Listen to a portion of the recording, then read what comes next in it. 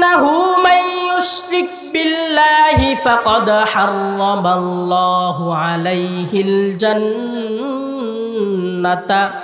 ওয়া মাওয়াহুন নার।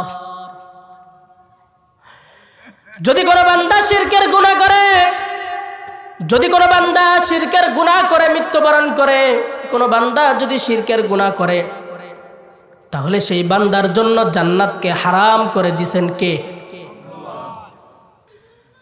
জান্নাত এমন একটা জায়গা, যেই জায়গায় আপনার মন মর্জি চলবে, তখন আপনি আল্লাহ তাআলার মেহমান হিসাবে হয়ে যাবেন। আর মেহমান যদি কোনো কিছু চায়, মেজবান কি না করে? আপনি জান্নাতের মধ্যে নিয়ত করবেন, হায় অমুক পাখিটার যদি ফ্রাই খেতে পারতাম, ভাজা খেতে পারতাম, হায় পানির ভিতরে চলতেছে মাছটাকে যদি আমার সামনে এনে যদি ফ্রাই করে ভাজা করে দেয়, আপনি নিয়ত করতে দেরি, সেই পাখি এবং মাছটা ফ্রাই হয়ে আপনার সামনে আসতে দেরি করবে না।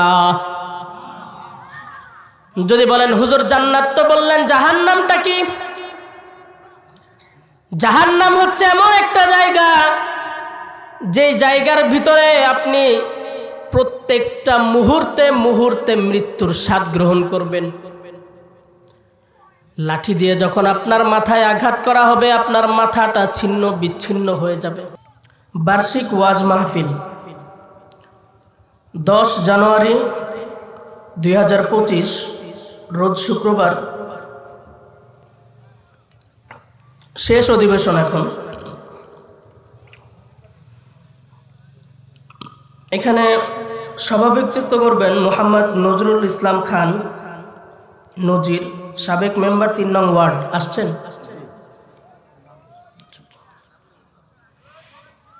মোহাম্মদ মাহবুবুর রহমান, ইমাম, খানবাড়ি জামে মসজিদ। আচ্ছা তো মাশাআল্লাহ।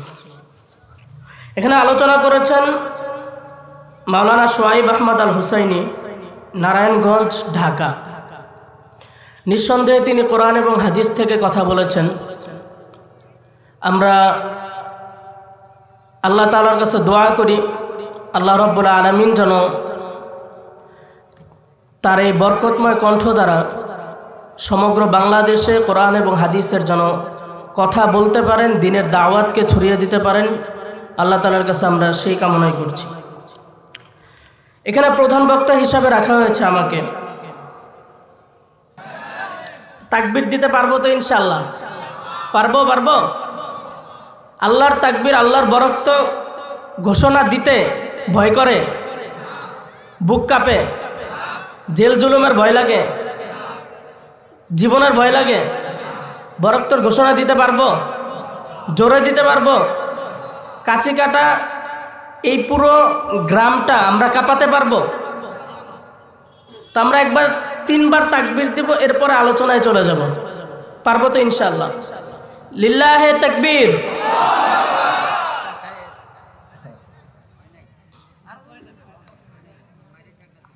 বাহিরের দূর পর্যন্ত আওয়াজ যেতে হবে। লিল্লাহে তাকবীর। আরো জোরে, লাস্ট। লিল্লাহে তাকবীর। এই আওয়াজটা আমি মাহফিলের শেষ পর্যন্ত চাই।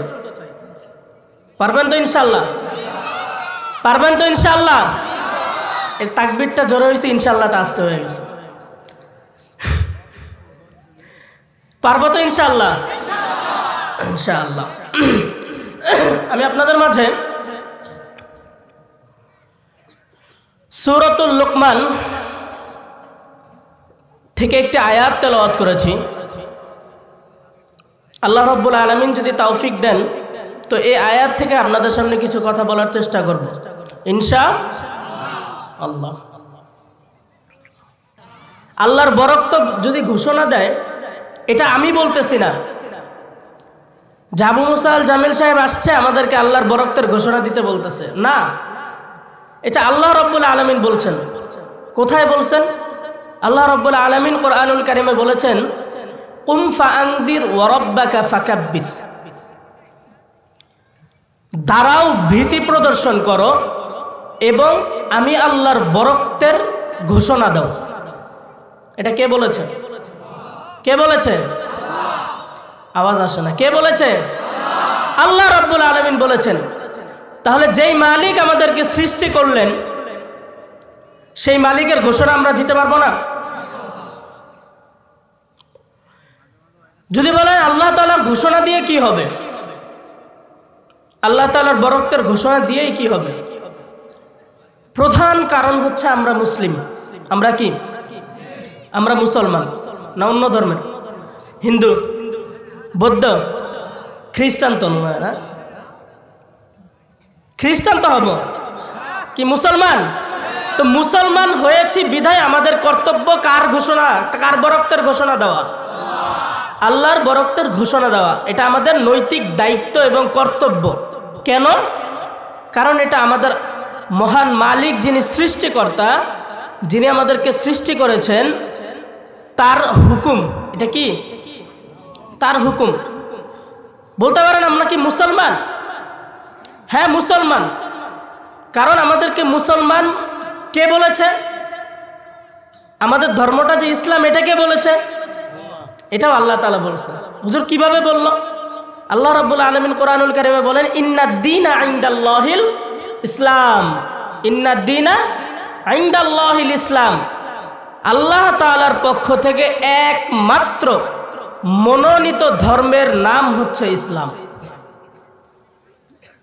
তাহলে আমাদেরকে ইসলাম নিয়ে বেঁচে থাকতে হবে না? এখন মরার সময় যখন আমরা মৃত্যুবরণ করব, তখনও কিন্তু আমাদের মুসলিমই হতে হবে, ইসলাম হতে হবে।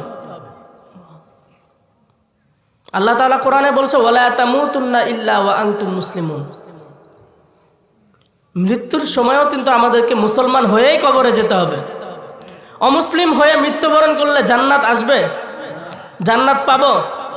অমুসলিমদের জন্য জান্নাত আছে? কাদের জন্য আছে? মুসলিমের জন্য। তো মুসলমান যে আমরা, এবং এখানে যে একটা কোরআনের কথা হচ্ছে, বিধর্মী এবং কাফের এবং নাস্তিক মুরতাদ যারা, তাদের সবচাইতে বড় জ্বালা পড়ার বিষয় হচ্ছে আল্লাহু আকবার। এই আল্লাহু আকবারের ধ্বনি অনেকেরই সহ্য হয় নাই। হইছে? এই আল্লাহু আকবারের ধ্বনি দিতে গিয়ে অনেকে জেলে গিয়েছে, অনেকে অত্যাচারের শিকার হয়েছে, অনেকে 13 বছর জেলে কাটিয়ে অতঃপর জেল থেকে বের করে তাকে শহীদ করা হয়েছে। এই কিসের কারণে? কিসের কারণে? কোরআনের বরকততা, কোরআনের আদেশ এবং আল্লাহ তাআলার বরকতের প্রচার করতে গিয়েই তাকে জেল খাটতে হয়েছে। কিন্তু এই দিন আর নাই। আছে? বাংলাদেশ আর ওই দিন আছে? স্বাধীন না? স্বাধীনভাবে কথা বলতে পারবো? পারবো তো ইনশাল্লাহ? কমিটির ভাইয়েরা স্বাধীনভাবে কথা বলতে পারবো ইনশাল্লাহ? অনুমতি কিন্তু তারা দিছে, আমার দোষ নেই। তা আমি কোরআন থেকে সূরাতুল লোকমান থেকে তেলাওয়াত করেছি। এই সূরা লোকমানটা কেন হয়েছে, এটা শানে নুজুল কি? সূরা লোকমান নাজিল করার পিছনে একটি ঘটনা হচ্ছে,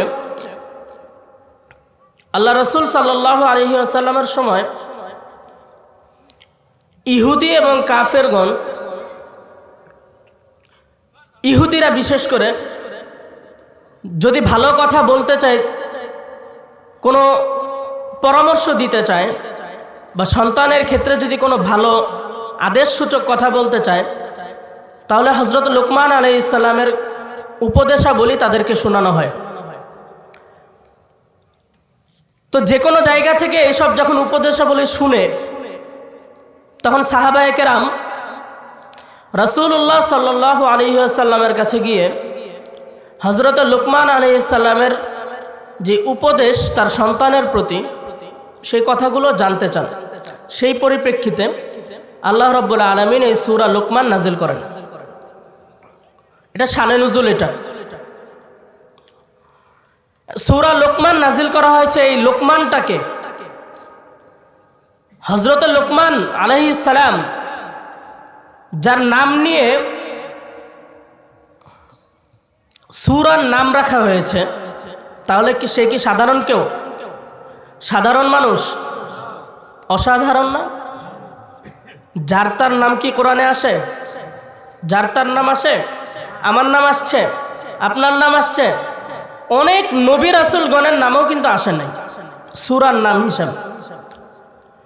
6 জন নবীর নাম নিয়ে কোরআনে সূরা আছে এবং 2 জনের নাম যারা নবী না তাদের নামে সূরা আছে। তার মধ্যে একজন হযরত লুকমান আলাইহিস সালাতু ওয়াস সালাম। হযরত লুকমান আলাইহিস সালামের নাম আমরা চিন্তা করতে পারি, যেহেতু সে তার নাম কোরআনুল কারিমে আনা হয়েছে, তাহলে হয়তো সে দেখতে অনেক সুন্দর হবে, তাই না? আমার সাথে কথা বলতে হবে, অনেক সুন্দর হওয়ার কথা না? হ্যাঁ না? শুনলে অবাক হবেন, হযরত লুকমান আলাইহিস সালাম কালো কুৎসিত ছিল, বেটে ছিল, চেহারার সুরত তেমন ভালো ছিল না, দেখতে মানে রাখাল, দাস, চাকর, একবারে কালো কুৎসিত, যাকে দেখলে আপনি এই সমাজের মানুষ হয়তো মুখ ফিরিয়ে নিত। কিন্তু আল্লাহ রাব্বুল আলামিন তার থেকে কিন্তু মুখ ফিরান নাই। এর মাধ্যমে এটাই প্রমাণিত হয় যে আল্লাহ রাব্বুল আলামিনের কাছে কে কালো, কে সাদা, কে লম্বা, কে খাটো, কে দেখতে সুন্দর, কে দেখতে কুৎসিত, এগুলো আল্লাহ তাআলার কাছে কোনো মাইনে রাখে? কাজে আসে? আল্লাহ তাআলার কাছে কি দেখেন? আল্লাহ দেখেন বান্দার আমল। আল্লাহ কি দেখেন? আল্লাহ তাআলা দেখেন বান্দার আমল। আপনি সুন্দর না খারাপ দেখতে না ভালো দেখতে, এটা আল্লাহ তাআলার কাছে ম্যাটার করে না। আল্লাহ তাআলার কাছে একমাত্র যেটা প্রাধান্য পায় যে আল্লাহ তাআলার কতটুকু শুকরিয়া আদায় করতেছেন এবং আল্লাহ রাব্বুল আলামিনের কতটুকু কথা মেনে চলে তার ইবাদত করতেছেন। আল্লাহ রাব্বুল আলামিন কোরআনুল কারিমে এই হযরত লুকমান আলাইহিস সালামের 10টি উপদেশ নিয়ে আসছেন। কয়টি? হযরত লুকমান আলাইহিস সালাম একজন দাস ছিলেন। সহজ ভাষায় যদি আপনাদেরকে আমি বলতে চাই যে হযরত লুকমান আলাইহিস সালাম ছিলেন একজন মালিকের চাকর। তিনি প্রায় সময় মাঠে ময়দানে গিয়ে একা একা কথা বলতেন, কিন্তু তার কথাগুলো এত সুন্দর, এত মাধুর্য ছিল যে আল্লাহ রাব্বুল আলামিন তাকে এতটা বরকত তার কথার মধ্যে দিয়েছেন যে 1 জন 2 জন 3 জন করতে করতে পুরো মাঠ পরিপূর্ণ হয়ে যেত তার এই সুন্দর কথা বলি শোনার জন্য। হযরত লুকমান আলাইহিস সালাম এভাবে আস্তে আস্তে তার নাম ডাক অনেক দূর পর্যন্ত এগিয়ে গেল। তো তার মালিকের কানে যখন গেল যে হযরত লুকমান, তার কথা শুনতে অনেক মানুষ জড়ো হয়ে যায়, একত্রিত হয়ে যায়। তুমি কি জানো না যে তোমার চাকর বা তোমার দাস এত সুন্দর কথা বলে? তো মালিক জেনে বলতেছে আমি তো জানি না। তো তার কানে যখন আসলো, আচ্ছা আমি পরীক্ষা করি কে এই হযরত লুকমান। লোকমানকে তো চিনি, হযরত লোকমানকে, যার কথা শুনতে এত মানুষ আগ্রহ প্রকাশ করে, যার কাছ থেকে দ্বীনের কথা শুনে। তো মালিক যখন হযরত লুকমান আলাইহিস সালামকে ডাকলেন, ডেকে একটা পরীক্ষা করলেন। কিসের পরীক্ষা? যে সে আসলেই কোনো বিশেষ কোনো শক্তির অধিকারী কিনা। মালিক হযরত লুকমান আলাইহিস সালাতু ওয়াস সালামকে ডেকে জিজ্ঞেস করলেন, লুকমান, তুমি এখনই গিয়ে একটি ছাগল জবাই করে নিয়ে আসো, হযরত লোকমান তখন একটি গিয়ে মালিকের কথা অনুযায়ী একটি ছাগলকে জবাই করে মালিক হযরত লোকমানকে বললেন, একটি পশু জবাই করার পরে তুমি তার দুইটা জিনিস আমার কাছে নিয়ে আসবা, সর্ব উত্তম সবচাইতে ভালো যে দুইটা জিনিস একটা পশুর মধ্যে, তুমি সর্ব উত্তম দুইটা জিনিস আমার কাছে নিয়ে আসবা। হযরত লোকমান মালিকের কথা অনুযায়ী একটি ছাগলকে জবাই করার পরে দুইটা জিনিস তার কাছে নিয়ে আসেন। এক নাম্বার হচ্ছে হৃৎপিণ্ড, দুই নাম্বার হচ্ছে জিহ্বা। এই দুইটা জিনিস আনার পরে মালিক আবার হুকুম দিল, লোকমান তুমি আবার গিয়ে একটি পশু জবাই করো। জবাই করার পরে এবার তুমি নিয়ে আসবা দুইটা জিনিস, কিন্তু এবার সর্ব উত্তম সব থেকে ভালো জিনিস নয়, এবার তুমি নিয়ে আসবা সবচাইতে নিকৃষ্ট দুইটি জিনিস। হযরত লোকমান মালিকের কথা অনুযায়ী এবার গিয়ে পশু জবাই করার পরে দুইটা জিনিস নিয়ে আসলেন। কিন্তু আশ্চর্যের বিষয় হচ্ছে হযরত লোকমান আলাইহিস সালাম পূর্বের মতো এইবারেও এক নম্বরের হৃৎপিণ্ড, দুই নম্বরের জিহ্বা নিয়ে আসছেন। মালিক তো অবাক হয়ে গিয়ে বলে, লোকমান মানুষের মুখে তোমার সুনাম এতদিন শুনতাম আমি, কিন্তু মনে হচ্ছে তারা ভুল। তারা কি? মানুষের মুখে শুনতে পেতাম লোকমান অনেক সুন্দর কথা বলে, লোকমানের কথা শোনার জন্য মানুষ অধীর আগ্রহে অপেক্ষমান থাকে, কিন্তু এখন মনে হচ্ছে ওই সমস্ত লোকেরা তোমার সম্পর্কে ভুল ধারণা করেছে। তোমাকে আমি বললাম, প্রথমবার বললাম একটি পশু জবাই করার পরে দুইটি উত্তম জিনিস পশুর থেকে নিয়ে আসতে, তুমি হৃৎপিণ্ড আর জিহ্বা নিয়ে আসলা। তোমাকে বললাম আবার গিয়ে জবাই করার পরে দুইটি নিকৃষ্ট দুইটি বস্তু নিয়ে আসার জন্য, কিন্তু তুমি আবারও হৃৎপিণ্ড আর জিহ্বা নিয়ে আসলা। এটা তুমি কেন করলা? তুমি তো বলদ, মনে হচ্ছে তোমাকে বোকা পেয়েছে। হযরত লোকমান আলাইহিস সালাতু ওয়াস সালাম জবাবে বললেন, মালিক আগে আমার পরিপূর্ণ কথা আপনি শুনবেন, এরপরে মতামত দিবেন। আপনি প্রথমে যখন বলেছিলেন সর্ব উত্তম দুইটি বস্তু নিয়ে আসার জন্য পশু জবাই করার পরে, আমি হৃৎপিণ্ড আর জিহ্বা নিয়ে আসলাম। দ্বিতীয়বার যখন আপনি বললেন নিকৃষ্ট দুইটি বস্তু, উৎকৃষ্ট দুইটি বস্তু নিয়ে আসার জন্য, আমি আবার জিহ্বা আর হৃৎপিণ্ড নিয়ে আসলাম।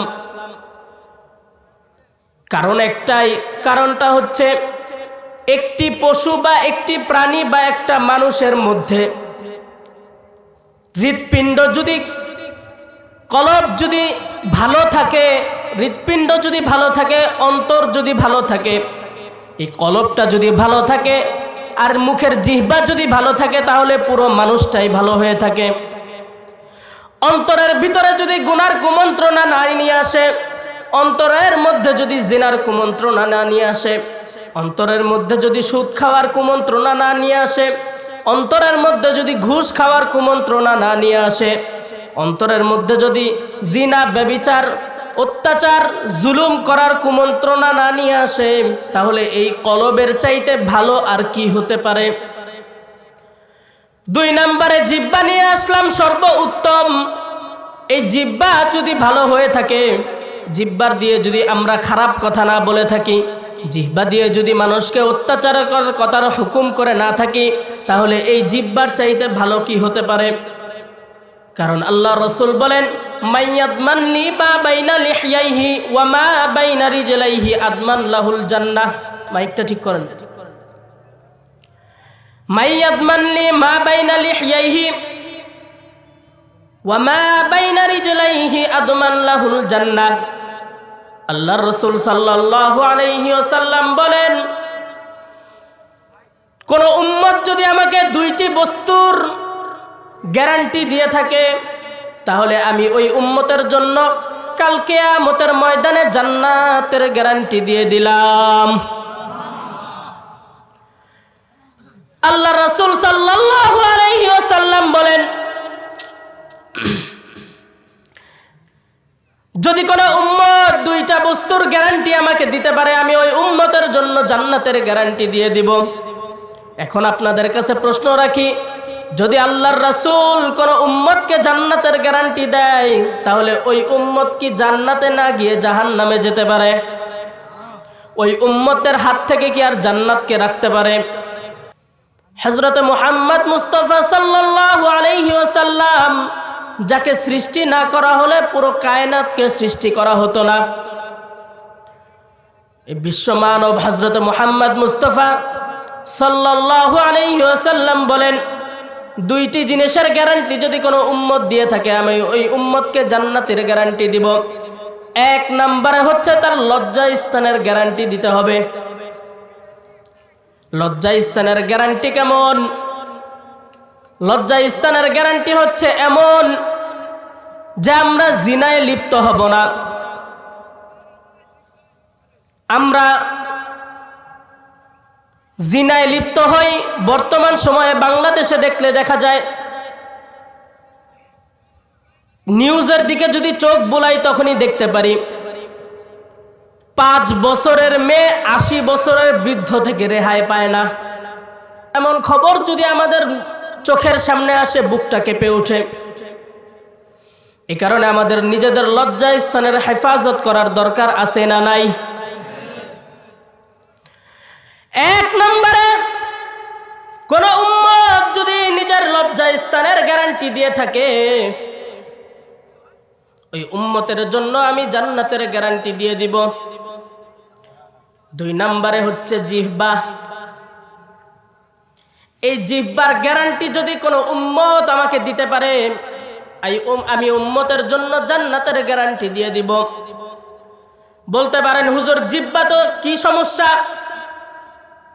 আল্লাহর রাসূল বলেছেন, মুখ জিহ্বা এমন একটা জিনিস যেটা দ্বারা মানুষকে হত্যা করা যায়। মানুষকে শুধু জীবন থেকে হত্যা করলেই হয় না, তার মনটাকেও মেরে ফেলা যায়। আজকে আমরা কথা বলতে গিয়ে চিন্তা ভাবনা না করেই কথা বলে ফেলি। আজকে আমরা অমুকজনকে গালাগালি করতে গিয়ে একটু চিন্তা করি না, এই গালাগালিটা একদিন আমাকে কাল কিয়ামতের ময়দানে আমার জবান আমাকে হিসাব দিতে হবে। আমরা চিন্তা করি না আজকে আমরা যে কথাগুলো বলতেছি, এই কথার প্রত্যেকটা ইঞ্চি বাই ইঞ্চি কথা মেপে মেপে আমাদেরকে হিসাব দিতে হবে কার কাছে? কিন্তু আমরা আজকে অনুসরণ করি নেইমারের, আমরা আজকে অনুসরণ করি বিভিন্ন নায়ক নায়িকার।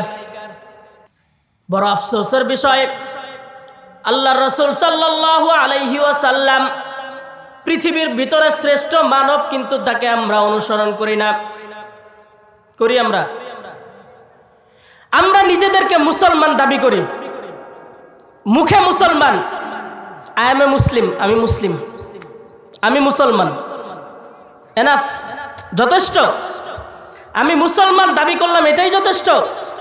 আমার বাবা মুসলমান, আমি মুসলমানের ঘরের সন্তান মুসলমান, এটাই যথেষ্ট না। আজকে আমরা মুসলমান দাবি করি, my dress is like the non Muslim, আমার পোশাকটাও মুসলিমদের মতো। আমরা মুসলমান দাবি করি, my shoes is like the non Muslim, আমার জুতাটা, আমার শুটাও মুসলিমদের মতো। My hair style is like the non Muslim, আমার চুলের কাটিংটাও মুসলিমদের মতো। বাট আলহামদুলিল্লাহ আই এম এ মুসলিম। তবে আমি গর্বের সাথে বলি আমি মুসলমান। তাহলে কাজ আছে? আমার পোশাক অমুসলিমদের মতো থাকলে আমি মুসলমান? কথা বলেন না। আমার পোশাকটা যদি অমুসলিমদের মতো থাকে আমি মুসলমান? আমার চুলের কাটিংটা যদি মেসির মতো থাকে আমি মুসলমান? কিন্তু আফসোসের বিষয়, আজকে বাংলাদেশের যুবক জানে না বিধায় এই সমস্ত কাজ করতেছে। আজকে ইসরায়েলের ভিতরে লক্ষ্য করলে দেখতে পারবেন কত শত মুসলমানকে তারা 70 বছরের অধিক সময় যাবত আহত করতেছে, নিহত করতেছে, অত্যাচার করতেছে। বড় আফসোসের বিষয়, মুসলমান ছোট ছোট শিশু বাচ্চাদেরকে আগুনে পুড়িয়ে মেরে ফেলা হচ্ছে। আফসোসের বিষয়, আজকে আমাদের মুসলিম বোনদের উপরে কত পাশবিক মানসিক নির্যাতন করা হচ্ছে। কোথায়? সেই ইসরায়েলে। অসহায় মুসলমান, আমরা আনন্দ করি, ঈদ আসলে ঈদ যাপন করি, রমজান আসলে কত ভালো মন্দ খাবার খেয়ে আমরা রোজা পালন করি, সিয়াম পালন করি। বড় আফসোসের বিষয়, গত বছর একটা নিউজে দেখা গিয়েছে একটা পরিবার খাবারের অভাবে শুধুমাত্র ঘাস সিদ্ধ করে খেয়েছে। এই কষ্ট আপনি করছেন? আপনাকে দিলে আপনি করতে পারবেন? বলতে পারেন হুজুর ইসরায়েলের কথা এখানে কেন বলতেছেন? কারণ ইসরায়েলে এই যে মুসলমানদের উপরে যে গুলি চালানো হচ্ছে, মুসলমানদের উপরে যে বোমা হামলা করা হচ্ছে, এটা কাদের টাকায় জানেন? আপনার আমার যাদের ফ্যান, আমরা এই ফিফা বিশ্বকাপ আসলে যাদের জন্য আমরা মারামারি লেগে যাই, এই মেসিদের মতো মানুষদের টাকার জন্য। মেসি নেইমার হচ্ছে ইহুদি, তাদের আর্থিক একটা আংশিক উপার্জন অটোমেটিক্যালি ইসরায়েলি ব্যাংকে জমা হয়ে যায়। সেই টাকা দিয়ে আপনার আমার বুকে ঝাঁঝরা করার জন্য বুলেট কিনা হয়। মেসির ভক্ত থাকবো? কথা বলেন। মেসির ভক্ত থাকা যাবে? নেইমারের ভক্ত থাকা যাবে? তাহলে অন্য ফুটবলের ভক্ত থাকা যাবে হয়তো। হুজুর তো মেসি আর নেইমারের কথা বলছে, অন্য কারো কথা তো বলে নাই। আমরা ভক্ত থাকবো একজনের, তিনি কে? আমরা সুন্নত অনুসরণ করব একজনের, সে কে? হযরত মুহাম্মদ মুস্তাফা সাল্লাল্লাহু আলাইহি ওয়াসাল্লাম। আল্লাহ রাসূল বলেছেন, যতবার আমার নাম উচ্চারণ হবে, যতবার আমার নামে আমার উম্মত দুরূদ পাঠ করবে, ততবার তার আমলনামায় 10টি নেকি জমা হয়ে যাবে, 10টি গুনাহ মাফ হয়ে যাবে, 10টি রহমত তার উপরে বর্ষিত হবে। যতবার রাসূলের নাম শুনবেন, ততবার মুখে উচ্চারণ করবেন সাল্লাল্লাহু আলাইহি ওয়াসাল্লাম। তো কথা বলছিলাম, আজকে আমরা মুসলমান দাবি করি, তবে আমাদের শরীরের ভিতরে মুসলমানিত্বতা নাই। আজকে আমরা মুসলমান দাবি করি, আমাদের ঘরের ভিতরে ইসলাম নাই। অনেকের ঘরের ভিতরে দেখতে পারবেন এই কোরআনুল কারীম সবার উপরের তাকে স্থান পেয়েছে। এই কোরআন সবার উপরের তাকে রাখা হয়েছে। আপনি যদি বিশ্বাস না করেন, আগামীকালকে যে কোনো কারো বাড়িতে গিয়ে দেখবেন যে আপনার কোরআনটা একটু নামান, সে কোরআনটা নামানোর পরে দেখবেন তার কোরআনের উপরে ধুলাবালি জড়ানো। কেন ধুলাবালি? গুরুত্ব নাই। যদি এই কোরআনের গুরুত্ব সঠিকভাবে আমরা বুঝতে পারতাম, আমরা জানতে পারতাম, তাহলে এই কোরআনটা আমাদের সিনার সাথে আগলে রাখতাম। আল্লাহর রাসূল বলেছেন আলিফ লাম মিম। কোরআনুল কারীমের প্রত্যেকটা হরফ উচ্চারণ করলে 10টি করে নেকি আমলনামায় জমা হয়ে যায়। 10টি নেকি মানে কি? আলিফ লাম মিম বললাম একটা নেকি? না, আলিফ লাম মিম 3টা হরফের 30টা নেকি জমা হয়ে গেছে। সুবহানাল্লাহ বলতে কষ্ট লাগে মনে হয় না হুজুর, জবান আমার, আমি সুবহানাল্লাহ বলবো না এরকম। সুবহানাল্লাহর গুরুত্বটা কি? আল্লাহ রাসূল সাল্লাল্লাহু আলাইহি ওয়াসাল্লাম বলেছেন, কেউ যদি একবার সুবহানাল্লাহ মন থেকে, দিল থেকে আদায় করে, তাহলে জান্নাতের মধ্যে তার জন্য এমন একটি গাছ রোপণ করা হয়, যেই গাছটা এত বড় হবে যে ওই গাছটার সৌদি আরবের ছুটন্ত দূরত্ব, যেই ঘোড়া এমন স্পিডে দৌড়ায়, যেই স্পিড দৌড়াতে দৌড়াতে তার পায়ের খুর থেকে মাঝে মাঝে আগুনের ঝলকানি উঠে যায়, তার এত স্পিড, সেই স্পিডের ঘোড়া যদি দৌড়াতে থাকে, এরপরেও 500 বছর পরে দৌড়ানোর পরেও গাছের ছায়ার এই প্রান্ত থেকে ওই প্রান্ত যেতে পারবে না। গাছটা মনে হয় ছোট, এই পাশের বাড়ির গাছের মতো না? ছোট না বড়? সুবহানাল্লাহ বলতে পারবো? আমরা জান্নাতের মধ্যে গাছ লাগাতে কে কে রাজি আছি? আছি তো ইনশাআল্লাহ? ইনশাআল্লাহ। আল্লাহ রাব্বুল আলামিন কুরআনুল কারীমে উল্লেখ করেন, ওয়ালাকাদ আতাইনা লুকমানাল হিকমাতা আনিশকুর লিল্লাহ ওয়া মান ইয়াশকুর ফাইন্নামা ইয়াশকুরু লিনাফসিহি ওয়া মান কাফারা ফাইন্নাল্লাহা গনিয়্যুন হামিদ। আল্লাহ রাব্বুল আলামিন কুরআনুল কারীমে উল্লেখ করেন, ওয়ালাকাদ আতাইনা লুকমানাল হিকমাতা আনিশকুর লিল্লাহ, আমি আল্লাহ লুকমানকে হিকমত দান করেছি, প্রজ্ঞা দান করেছি। হিকমত কাকে বলা হয়? হিকমাতা কাকে বলা হয়?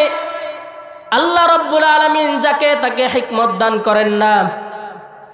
আল্লাহ রাব্বুল আলামিন কাছ থেকে এই হিকমতকে নেওয়ার জন্য, প্রজ্ঞাকে নেওয়ার জন্য বান্দাদেরকে ইবাদত বুজুর্গ হতে হবে। কি হতে হবে? ইবাদত করতে হবে। হিকমাহ কি? একটা হচ্ছে ইলম, একটা কি ইলম, জানা। একটা হচ্ছে জানা, আর একটা হচ্ছে জানার পরে সেই জানা অনুযায়ী কাজে লাগানো, আমল করা। জানার নাম হচ্ছে নলেজ, ইলম যেটা হচ্ছে জানা। আর হিকমাহ এটা হচ্ছে উইজডম, কাজে লাগানো।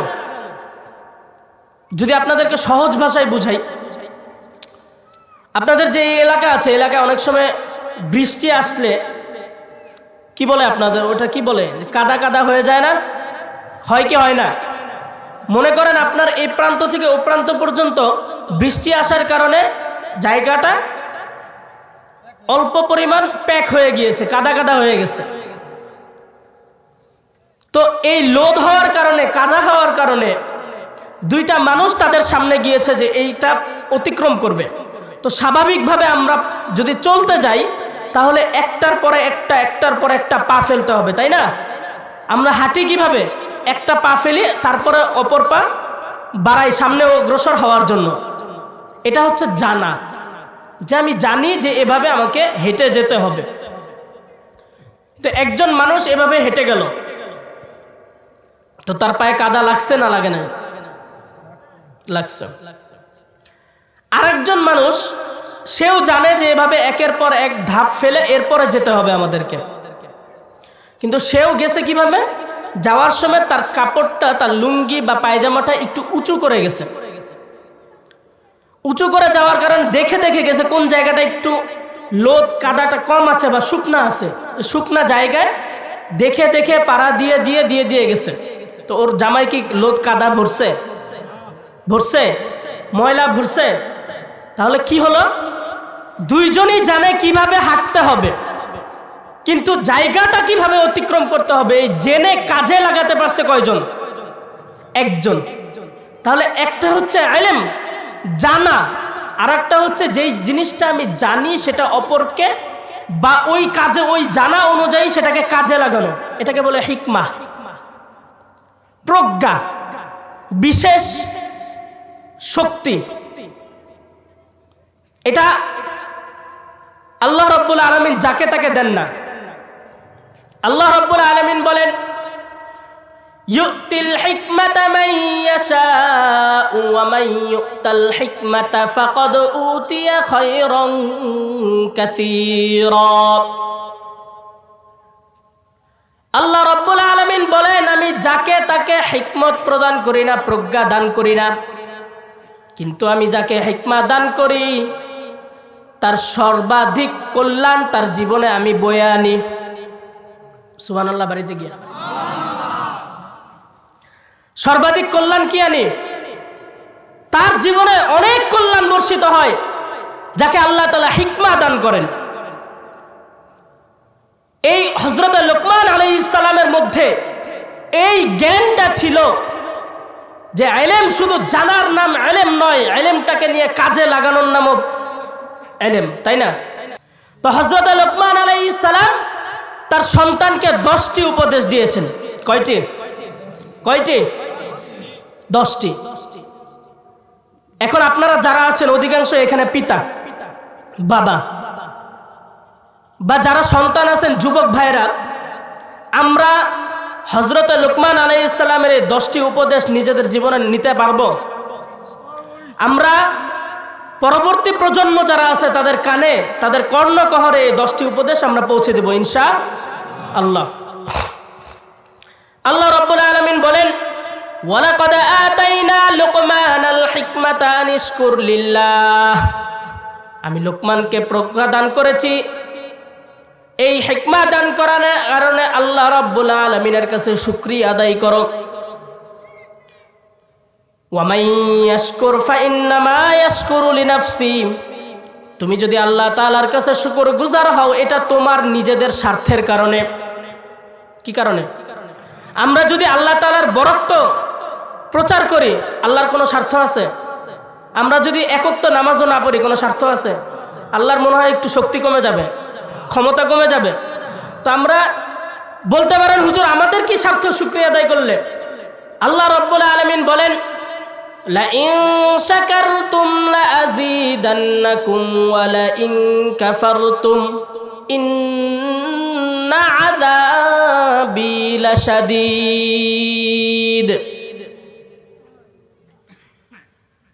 লাইন শাকারতুম লাযীদান্নাকুম,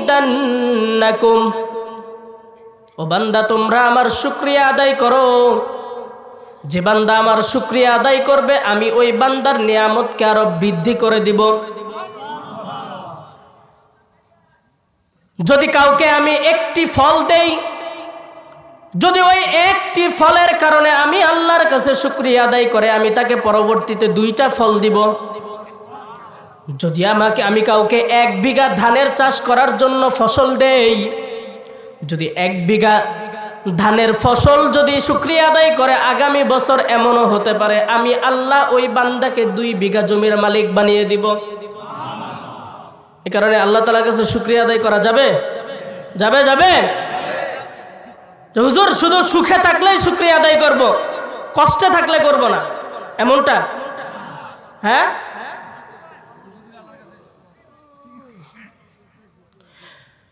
যদি বর্তমান সময়ে আমাদের কাছে এমন একটা অভ্যাসে পরিণত হয়েছে যে যদি আমাদের এবছর একটু ফসলটা খারাপ হয়, ইস আল্লাহ আর কাউরে দেখলো না, শুধু আমারই দেখলো।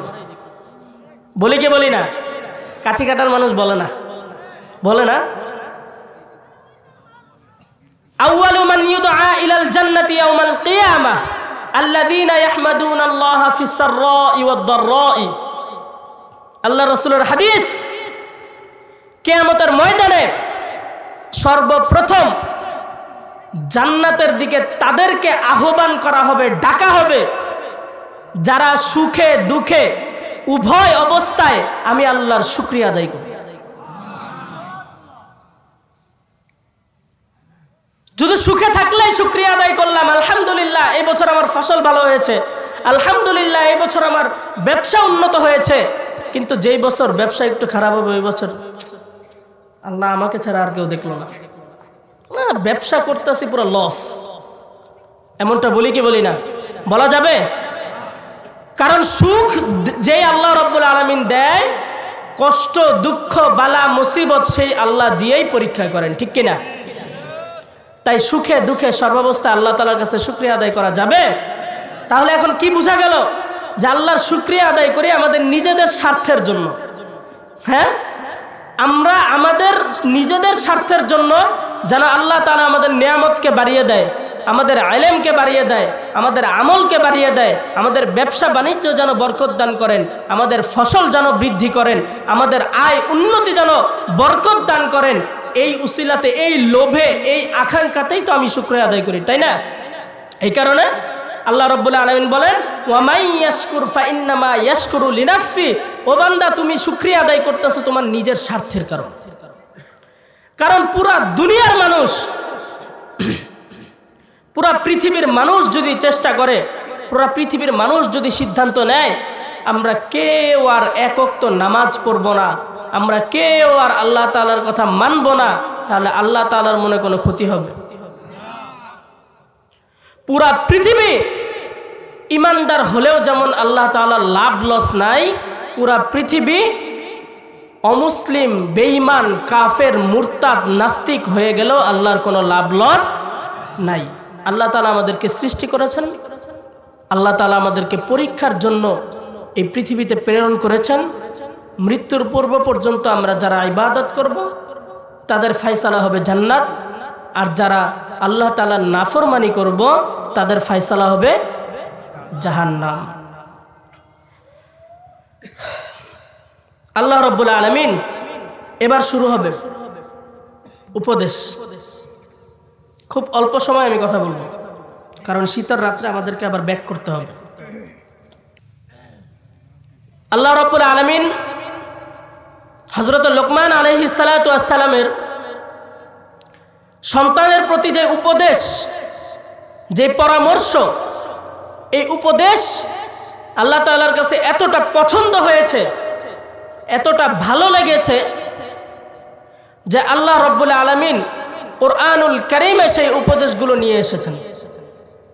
অনেক নবী রাসূল তাদের সন্তানদেরকে উপদেশ দিয়েছেন, কথা বলেছেন, কিন্তু তাদেরটা কিন্তু আনা হয়নি। কিন্তু হযরত লোকমান আলাইহিস সালামটা আল্লাহ তাআলা এই কারণে এনেছেন, কিয়ামত পর্যন্ত যতদিন কোরআনুল কারীম থাকবেন ততদিন হযরত লোকমান আলাইহিস সালাতু ওয়াস সালামের যে উপদেশ প্রত্যেকটা বাবা, প্রত্যেকটা মা যেন তার সন্তানকে এই উপদেশগুলো দিতে পারেন, সেই কারণে আল্লাহ রাব্বুল আলামিন কোরআনুল কারীমের ভিতরে হযরত লোকমান আলাইহিস সালাতু ওয়াস সালামের এই উপদেশাবলীগুলি নিয়ে আসছেন। এই উপদেশগুলো শুনতে রাজি আছি তো ইনশাআল্লাহ? আল্লাহ রাব্বুল আলামিন কোরআনুল কারীমে হযরত লোকমান আলাইহিস সালাতু ওয়াস সালামের উপদেশ নিয়ে এসেছেন। হযরত লোকমান বলেন, وَإِذْ قَالَ لُقْمَانُ لِابْنِهِ وَهُوَ يَعِظُهُ يَا بُنَيَّ لَا تُشْرِكْ بِاللَّهِ। হযরত লোকমান আলাইহিস সালাতু ওয়াস সালাম তার সন্তানকে বলেন, ইয়া বুনাইয়া লা তুশরিক বিল্লাহ, হে আমার বৎস, হে আমার কলিজার টুকরা ছেলে, ইয়া বুনাইয়া লা তুশরিক বিল্লাহ, আল্লাহ তাআলার সাথে কাউকে শরীক করো না। দেখেন, প্রথম কথা হচ্ছে তাওহীদের, আল্লাহ তাআলার সাথে কাউকে শরীক করা যাবে না। তার সন্তানকে বললেন, ইয়া বুনাইয়া, হে বৎস, হে আমার কলিজার টুকরা সন্তান, হে আমার ছেলে, লা তুশরিক বিল্লাহ, আল্লাহ তাআলার সাথে কাউকে শরীক করো না। আল্লাহ তাআলার কাছে শরীক করো না মানে ইন্নাশ শিরকা লাযুলমুন আযীম, কারণ শিরিক হচ্ছে মহা জুলুম, মহা অন্যায়। কার সাথে? কার সাথে? আল্লাহ রাব্বুল আলামিনের সাথে অন্যায় করা হবে, যে আল্লাহ আমাদেরকে সৃষ্টি করেছেন। এখন শিরক কি? আমরা বর্তমান সময়ে উঠতে বসতে শিরিক করতেছি, উঠতে বসতে শিরিক করছি। শিরিকের গুনাহ কি? আল্লাহ রাব্বুল আলামিন বলেন, ইন্নাল্লাহা লা ইয়াগফিরু আন ইউশরাকা বিহি ওয়া ইয়াগফিরু মা দুনা যালিকা লিমান ইয়াশা।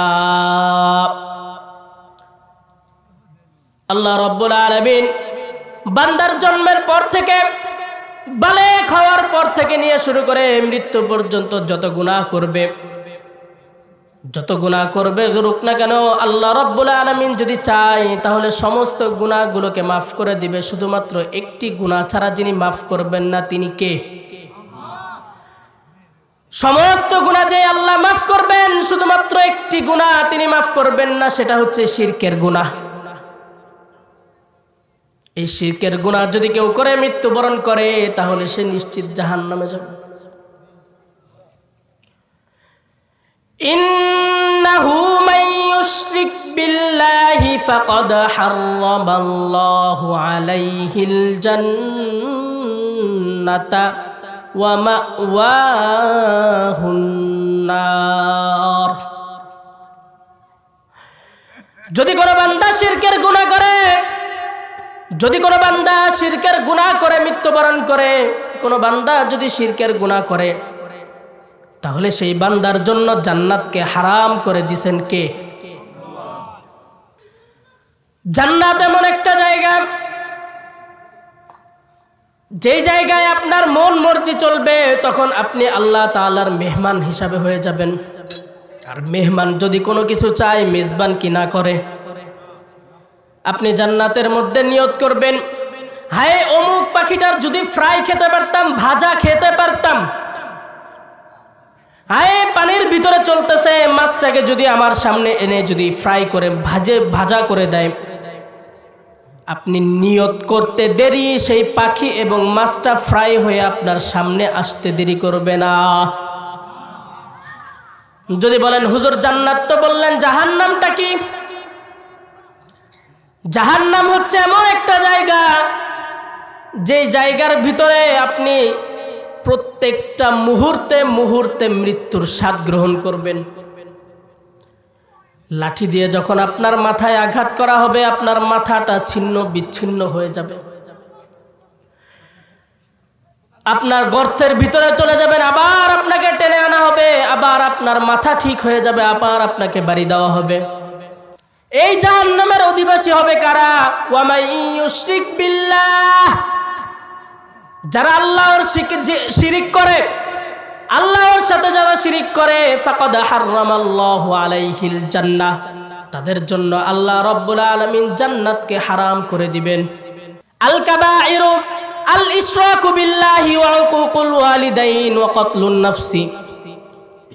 আল্লাহর রাসূল সাল্লাল্লাহু আলাইহি ওয়াসাল্লাম বলেন, কবিরা গুনাহের মধ্যে সব থেকে বড় যেই কবিরা গুনাহগুলো হলো আল ইশরাকু বিল্লাহ, আল্লাহর সাথে শরীক করা, আল্লাহর সাথে শিরিক করা। আল্লাহ রাব্বুল আলামিন বলেন, মান হালাফা বিগাইরিল্লাহি ফাকাদ আশরাকা, আল্লাহ তাআলার নাম ব্যতীত অপর কারো নামে যদি শপথ করা হয় তাহলে সেটাও শিরক। আজকে আমরা কথা বলতে গেলে বেশি বেশি কসম করি, বেশি বেশি শপথ করি, বেশি বেশি বলি আমার মায়ের কসম, আমার বাবার কসম, কোরআন ছুঁয়ে বলতেছি আমি এই কাজটা করি নাই, বলি কি বলি না? নরমাল বিষয় না? হ্যাঁ, বিষয় নরমাল কি না?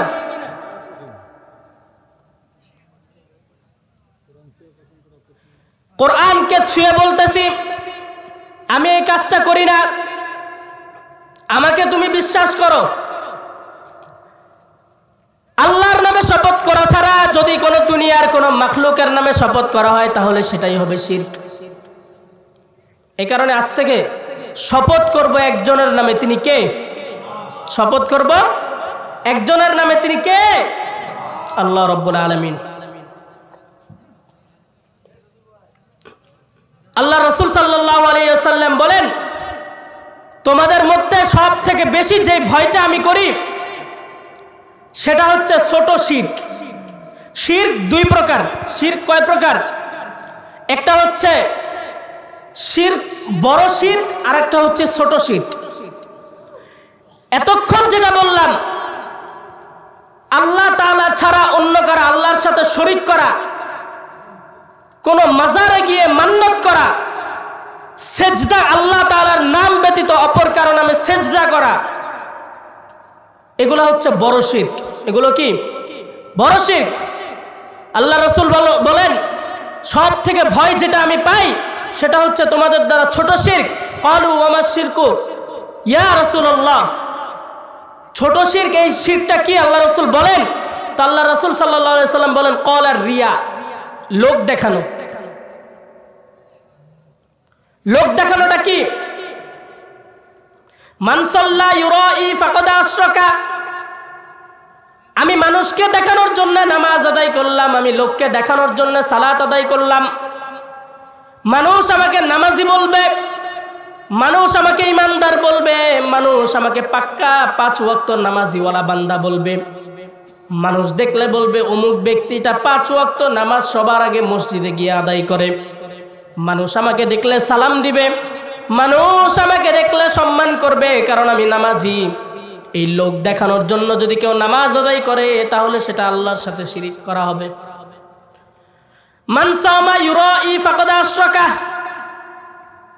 কেউ যদি লোক দেখানোর জন্য রোজা রাখে, আমি বড় হয়ে গিয়েছি, আমার বয়স 13 বছরের চাইতেও বড় হয়ে গিয়েছে, এখন এত বড় মানুষ যদি আমি রোজা না রাখি তাহলে মানুষ আমাকে লজ্জা দিবে, মানুষ আমাকে শরম দিবে, মানুষ আমাকে মানুষের সামনে ছোট করবে, আমার বন্ধু বান্ধব আমার কাছে ছোট করবে। এই ছোট হওয়ার ভয়ে মানুষকে লোককে দেখানোর জন্য, বাবা মার ভয়ে বাবা মাকে দেখানোর জন্য, বন্ধু বান্ধবকে দেখানোর জন্য, লোক লজ্জার ভয়ে মানুষ দেখানোর জন্য যদি কেউ রোজা রাখে তাহলে সেটাও হবে শিরকের অন্তর্ভুক্ত। সামনে রোজা আসতেছে, আমরা একমাত্র সহি নিয়তে একজনকে রাজি খুশি করার জন্য রোজা রাখবো, তিনি কে? আল্লাহ রাব্বুল আলামিন ঘোষণা দিয়েছেন সমস্ত ইবাদতের পুরস্কার আছে, কিন্তু এই একটা পুরস্কারের কথা আমি বলি নাই। সেই পুরস্কারটা কি? যদি কেউ রোজা রাখে আমাকে রাজি খুশি করার জন্য, সকাল সন্ধ্যা যদি খাবার থেকে পানাহার থেকে বিরত থাকে, তাহলে আমি আল্লাহ ওই বান্দাকে এমন একটা পুরস্কার দিব যেই পুরস্কার তার কাছে সারপ্রাইজ হয়ে থাকবে। কিয়ামতের ময়দানে সকল বান্দা বান্দীদের সামনে তাকে ওই পুরস্কারটা আমি তার হাতে তুলে দিব। এই কারণে লোক দেখানোর জন্য রোজা রাখবো না আল্লাহকে রাজি খুশি করার জন্য রোজা রাখবো? ওয়ামান তাসাদ্দাকা ইউরাই ফাকাদ আশরাকা, যদি কেউ লোক দেখানোর জন্য দান সদকা করে তাহলে সেও শিরকের অন্তর্ভুক্ত। মানুষ, আমার পাশের ভাই 1000 টাকা দান করেছে, না আমাকে যদি 1500 টাকা না দান করতে পারি আমার ইজ্জত থাকবেই না। আমার আপন ভাই, আমার চাচতো ভাই 10,000 টাকা দান করেছে মসজিদে, আমি যদি 2 লক্ষ টাকা না করতে পারি আমার ইজ্জতই থাকবে না। লোক দেখানো এই দান। আল্লাহ রাসূল বলেছেন, উম্মত তুমি দান সদকা এমন ভাবে করো, তুমি ডান হাতে দান করবা, বাম হাত যেন টের না পায়। বুঝে আসছে? ডান হাতে দান করবা, বাম হাত যেন টের না পায় তুমি ডান হাতে কি দিচ্ছ, কত টাকা দিচ্ছ, কোন জিনিসটা সদকা করতেছো। এ কারণে লোক দেখানো ইবাদত, লোক দেখানো দান করা যাবে? আল্লাহর সাথে শিরিক করা যাবে? এই কারণে আল্লাহ রাসূল বলেছেন, মান সাল্লা ইউরাই ফাকাদ আশরাকা, যদি কেউ লোক দেখানো নামাজ আদায় করে সেও শিরক করলো। মান সামা ইউরাই ফাকাদ আশরাকা, যদি কেউ রোজা রাখে মানুষকে দেখানোর জন্য সেও শিরিক করলো। আর যদি কেউ ওয়ামান তাসাদ্দাকা ফাইন্নামা ওয়ামান তাসাদ্দাকা ইউরাই ফাকাদ আশরাকা, কেউ যদি লোককে দেখানোর জন্য, মানুষকে দেখানোর জন্য দান সদকা করে সেও শিরকের অন্তর্ভুক্ত হলো। وَإِذْ قَالَ لُقْمَانُ لِابْنِهِ يَا بُنَيَّ لَا تُشْرِكْ بِاللَّهِ ইয়া বুনাইয়া, হে আমার বৎস, হে আমার সন্তান, লা তুশরিক বিল্লাহ, তুমি আল্লাহর সাথে শিরিক করো না। ইন্না শিরকা লাযুলমুন আযীম, কারণ শিরিক হচ্ছে মহা জুলুম, মহা অন্যায়। এটা কয় নাম্বার উপদেশে? বুঝলে 10টি উপদেশের মধ্যে 1 নাম্বার উপদেশ হচ্ছে আল্লাহর সাথে শিরিক করা যাবে না। 2 নম্বরে আল্লাহ রাব্বুল আলামিন বললেন, وَوَصَّيْنَا الْإِنسَانَ بِوَالِدَيْهِ حَمَلَتْهُ أُمُّهُ وَهْنًا عَلَى وَهْنٍ وَفِصَالُهُ فِي عَامَيْنِ أَنِ اشْكُرْ لِي وَلِوَالِدَيْكَ إِلَيَّ الْمَصِيرُ। মহান আল্লাহ রাব্বুল আলামিন হযরত লুকমান আলাইহিস সালামের কথা শুনে হযরত লুকমান আলাইহিস সালামকে বললেন, লোকমান, তুমি তো বললা আল্লাহর সাথে শিরিক করা যাবে না, আল্লাহর মহত্ব, আল্লাহর পরিচয় তুমি তোমার সন্তানকে দিলা। এবার আমি আল্লাহ তোমাকে বলতেছি, আমার হয়ে তুমি তোমার সন্তানকে বলো, ওয়াসাইনাল ইনসানা বিওয়ালিদাইহি, সন্তানের সাথে, সন্তান মা বাবার সাথে খারাপ ব্যবহার করা যাবে না। বর্তমান সময়ে দেখা যায় বাংলাদেশের মধ্যে বৃদ্ধাশ্রমগুলো বেড়ে যাচ্ছে। সন্তান থেকে বিদেশে, বাবা মা থেকে বৃদ্ধাশ্রমে আসে না নাই? আল্লাহ রাব্বুল আলামিন বলেন, খবরদার খবরদার, আল্লাহ তাআলাকে ভয় করো এবং মা বাবার সাথে বেয়াদবি করো না, এমন কাজ করো না যেটার কারণে পিতা মাতার মনে আঘাত লাগে। আল্লাহ রাব্বুল আলামিন বলেন, একটি সন্তান যখন বড় হয়ে যায়, বাবা মা তাকে সন্তান বড় করে। একটি বাবা মা জানে একটা সন্তানকে বড় করার পিছনে কতটা পরিশ্রম হয়।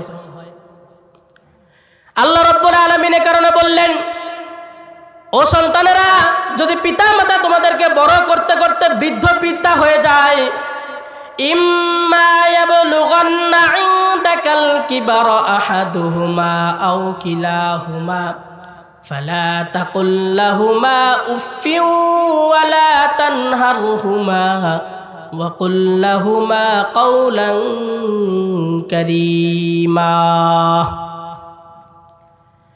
যদি কোনো সন্তানকে পিতা মাতা বড় করতে করতে যুবক অবস্থায় অতিবাহিত হয়ে যায়, মা বাবা বৃদ্ধা হয়ে যায়, বার্ধক্যে উপনীত হয়, আল্লাহ রাব্বুল আলামিন এ কারণে বললেন, খবরদার সন্তান, যখন তোমার মা বাবা বার্ধক্যে উপনীত হয়, তোমার মা বাবা অনেক কিছু আবদার করবে, অনেক কিছু বলবে। তোমার মা বাবার কথা শুনে যেন খবরদার তোমার মুখ থেকে উফফি ওয়ালা তানহারহুমা ওয়া কুল লাহুমা কাওলান কারীমা। ও বান্দা, তোমার মুখ থেকে যদি পিতা মাতার প্রতি বিরক্তি ভাব এসের পরে যদি তুমি তোমার মুখ থেকে উফ শব্দটা খবরদার তুমি বের করো না। কেন বের করতে হবে? আজকাল বর্তমান সময়ে সন্তান ছোট থাকলে পিতা মাতার কাছে আবদার করতে পারে। সন্তান হাজারটা আবদার করলেও মা বাবা তা পূরণ করে, কিন্তু আফসোসের বিষয়, মা বাবা আবদার করলে সন্তান বিরক্তি বোধ করে। এই কারণে আল্লাহ রাব্বুল আলামিন বলেন, খবরদার খবরদার, উফফিউ ওয়ালা তানহারহুমা ওয়া কুল লাহুমা কাওলান কারীমা। খবরদার, তুমি পিতা মাতার উপরে বিরক্তি বোধ হয়ে খবরদার তোমার মুখ থেকে উফ শব্দটা উচ্চারণ করো না। কারণ বিরক্তি বোধের কারণে এই উফ শব্দটাই এমনও হতে পারে তোমার জাহান্নামের কারণ। ওয়ালা তানহারহুমা ওয়া কুল লাহুমা কাওলান কারীমা। তাদের আওয়াজের চাইতে তোমার আওয়াজকে বড় করিও না, তাদের সাথে তুমি ঝগড়ার লিপ্ত হইও না, তাদের সাথে নরম কণ্ঠে, সুরলিত কণ্ঠে, মধুর কণ্ঠে আচরণ করো। আল্লাহ রাসূল সাল্লাল্লাহু আলাইহি ওয়াসাল্লাম হাদিসের মধ্যে বলেন, রিদর রব্বি ফি রিদল ওয়ালিদি ওয়া সাখাতুর রব্বি ফি সাখাতিল ওয়ালিদি। ও আমার উম্মতেরা, পিতা মাতাকে সন্তুষ্টি রাখো, পিতা মাতার মনে কষ্ট দিও না। কারণ মা বাবার সন্তুষ্টি আল্লাহ তাআলার সন্তুষ্টি। আর যদি তুমি মা বাবাকে কষ্ট দাও, তাহলে মা বাবার অসন্তুষ্টি হবে আল্লাহর অসন্তুষ্টি। যদি আমরা আল্লাহ তাআলাকে সন্তুষ্টি করি, তাহলে আমাদের জান্নাত হবে না জাহান্নাম? আল্লাহকে খুশি করলে যাব কোথায়? আর আল্লাহকে নারাজ করলে যাব কোথায়? তাহলে আল্লাহ তাআলাকে যদি খুশি করি তাহলে হবে জান্নাত। আর আল্লাহ খুশি হবেন কখন? যখন আমার রাসূল সাল্লাল্লাহু আলাইহি ওয়াসাল্লামের হাদিস মেনে বলবো, রিদর রব্বি ফি রিদল ওয়ালিদি ওয়া সাখাতুর রব্বি ফি সাখাতিল ওয়ালিদি। মা বাবাকে খুশি করাও, মা বাবা মনে কষ্ট দিও না। যদি তোমার পিতা মাতা খুশি থাকে তাহলে আল্লাহও খুশি হয়ে যাবে। আর যদি তোমার পিতা মাতা অসন্তুষ্ট হয় তাহলে আল্লাহও অসন্তুষ্ট হয়ে যাবে। এই কারণে পিতা মাতার মনে কষ্ট দিব, আঘাত করব? পিতামাকে কষ্ট দিতে রাজি আছি? মা বাবার কথা শুনতে রাজি আছি তো ইনশাআল্লাহ? ইনশাআল্লাহ আমরা আজকের পর থেকে যারা এ পর্যন্ত মা বাবার সাথে কষ্ট দিয়েছি, মনে আঘাত দিয়েছি, এই মাহফিল শেষ করে মা বাবার কাছে গিয়ে মাফ চাইতে রাজি আছি তো ইনশাআল্লাহ? এই কারণে পিতা মাতাকে খুশি করতে হবে। আল্লাহ রাসূল সাল্লাল্লাহু আলাইহি ওয়াসাল্লাম বলেন, যদি আমি এশার নামাজের মধ্যে থাকি, এশার নামাজ ফরজ নামাজ, এই ফরজ নামাজের মধ্যে যদি আমি থাকি, আর যদি আমার আম্মা বেঁচে থাকতেন আমার মা যদি বলতেন যে মুহাম্মদ, তাহলে আমি রাসূল, আমি মুহাম্মদ এশারের নামাজ ছেড়ে দিয়ে আমার মায়ের ডাকে সাড়া দিয়ে বলতাম লাব্বাইক ইয়া উম্মি, হাজির হয়েছে আমার মা। তাহলে মা বাবার সম্মান কতটুকু। কিন্তু বড় আফসোসের বিষয়, আজকে কোরআনের জ্ঞান না থাকার কারণে, ইসলামের জ্ঞান পরিপূর্ণ না থাকার কারণে আজকে আমরা মা বাবার মনে কষ্ট দিয়ে নিজে সম্পদের পাহাড় করতেছি। কিন্তু খোঁজ নিয়ে দেখেন অনেক ধনী লোকের মা বাবা বৃদ্ধাশ্রমে থাকে। এটা হচ্ছে সঠিকভাবে সন্তানকে মানুষ না করারই। আল্লাহ রাব্বুল আলামিন বলেন, ও লোকমান তুমি এবার আল্লাহর পক্ষ থেকে বলো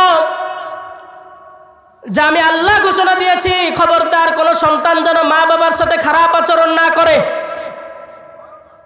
যদি কেউ মা বাবার সাথে খারাপ আচরণ করে তাহলে সে জান্নাত তার নসিবে জুটবে না।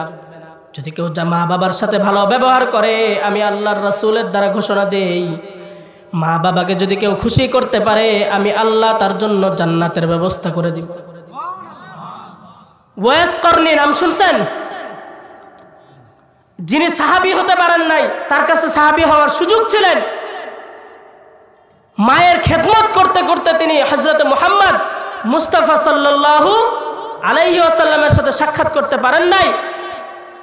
মায়ের খেদমত, মায়ের সেবা করতে করতে এমন অবস্থা হয়ে গিয়েছে তার, তিনি সাহাবী হওয়ার সৌভাগ্যটা তিনি নিজেই সেটা করতে পারেন নাই, কারণ মায়ের খেদমত করতে হয়েছে। আল্লাহর রাসূল বলেছেন কিয়ামতের ময়দানে যখন ওয়াইস করনি জান্নাতের দিকে প্রবেশ করবে, গেটের কাছে যাওয়ার সাথে সাথে আল্লাহ তাআলা বলবে ওয়াইস করনিকে থামাও। ওয়াইস করনি ভয় পেয়ে যাবে, হায় আমি কি ভুল করে ফেললাম, আল্লাহ আমাকে জান্নাতে ঢুকতে দিচ্ছেন না। আল্লাহ রাব্বুল আলামিন ডেকে বলবেন, ওয়াইস চিন্তা করো না, ভয় করো না, ভয়ের কোনো কারণ নাই। আমি আল্লাহ রাব্বুল আলামিন তোমাকে জান্নাতে যাওয়ার জন্য বাধা দেই নাই। তুমি একটু পিছনে তাকিয়ে দেখো কত শত জাহান্নামী। ওয়াইস করনি পিছনে তাকিয়ে বলবেন লক্ষ লক্ষ জাহান্নামী জাহান্নামের দিকে যাচ্ছেন। আল্লাহ রাব্বুল আলামিন ঘোষণা দেবে, ওয়াইস তুমি শুধু আঙ্গুলের ইশারা করতে থাকো, আর আমি আল্লাহ জাহান্নামীদেরকে মাফ করে জান্নাতে দিতে দেরি করব না। এটা হচ্ছে মায়ের খেদমত, মায়ের সেবা। মা বাবা অসন্তুষ্ট থাকবে, তোমার নামাজ কাজে আসবে না। মা বাবাকে কষ্ট দিয়ে তোমার দান সদকা কাজে আসবে না। মা বাবাকে কষ্ট দিয়ে তোমার রোজা আমল নামায় কাজে আসবে না। এ কারণে মা বাবাকে রাজি খুশি করতে হবে, মা বাবার মনে কষ্ট দেওয়া যাবে না।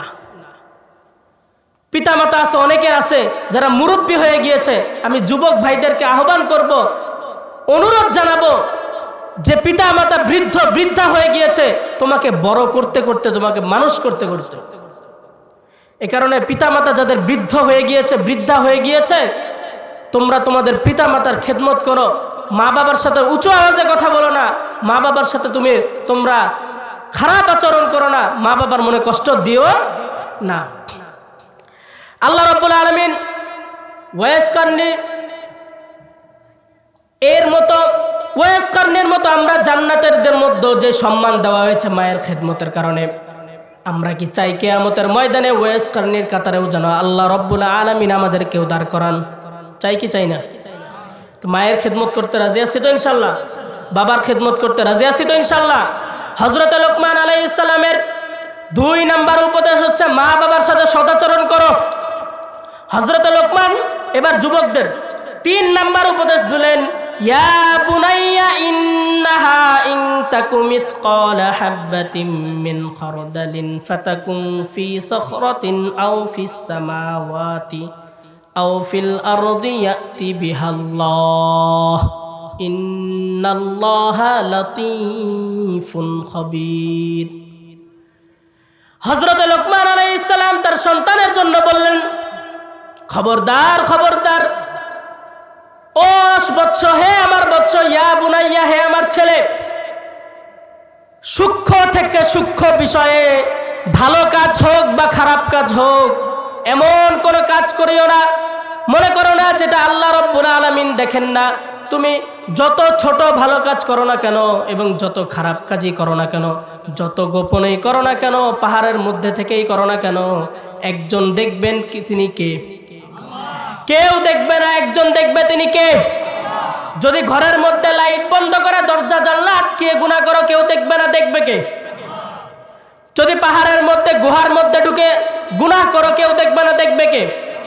যদি ফজরের আজানের আগে কনকনে ঠান্ডা পানি দিয়ে উযু করে তাহাজ্জুদের নামাজ আদায় করো, কেউ দেখবে না, দেখবে কে?